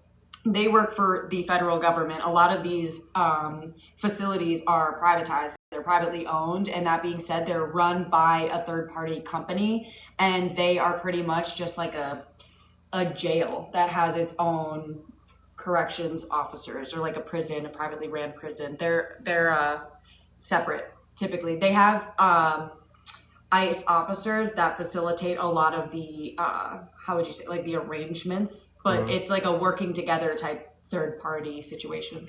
How do you guys intend to help other families that are going through what we went through going forward? That's a good question. Do you want to answer? Do you want me to? You can answer.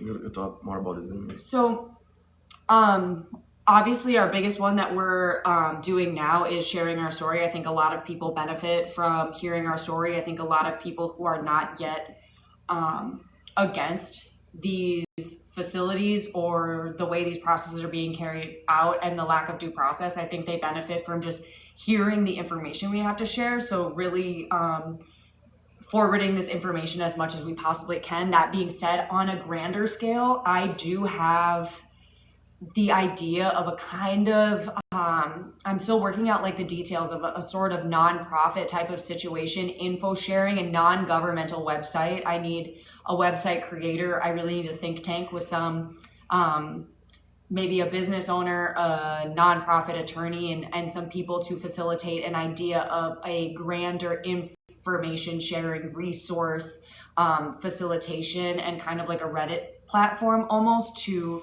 share information about different facilities, the information that you need depending on which facility you're being in. The 4 facilities that he was in, they all have different information required to locate your people, to put money on their commissary. All of it is done with different websites. So a big platform to share that information. That being said, it is going to take time, but that is really something that I want to do. But it is going to be, it's going to take a lot of people. It's going to take a lot of hard work. And if anyone is interested, if anyone's good, and I mean really good at website creation, it's going to take some powerful brains.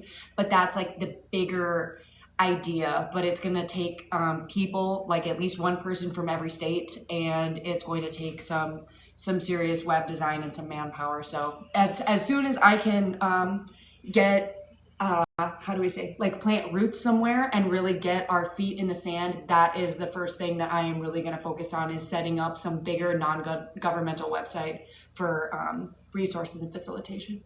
My cousin. Hit me up to help with it. This? Yeah. You're a developer? I did not know that. Then you and me, man, we are in this together. Let's talk about it. But yes, that is the grander plan. So we really need some brains that are much more advanced than mine. I have the mouth, but not nearly the brain required. Are you guys with family in Brazil? Yes, you guys. We're with my family. Are you guys in America now or went to Brazil to meet him? We're in Brazil right now. We're in Rio. How long was you arrested for? 2 months, 2 months and a half. 3. 3 months? No, it was, he got arrested November 24th. He was granted voluntary departure, I think on January 15th, but then he wasn't released until a month after that. So, November to December, January, February. Yeah, 3 months. Keep us informed. I would like to volunteer.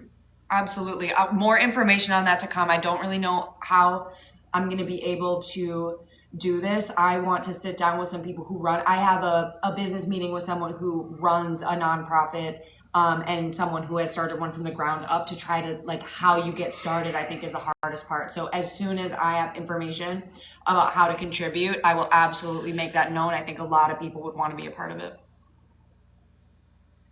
I didn't vote for Trump. Oh my God. Are you carioca? Sim, carioca. Do you guys get to travel to Brazil? We are in Brazil right now.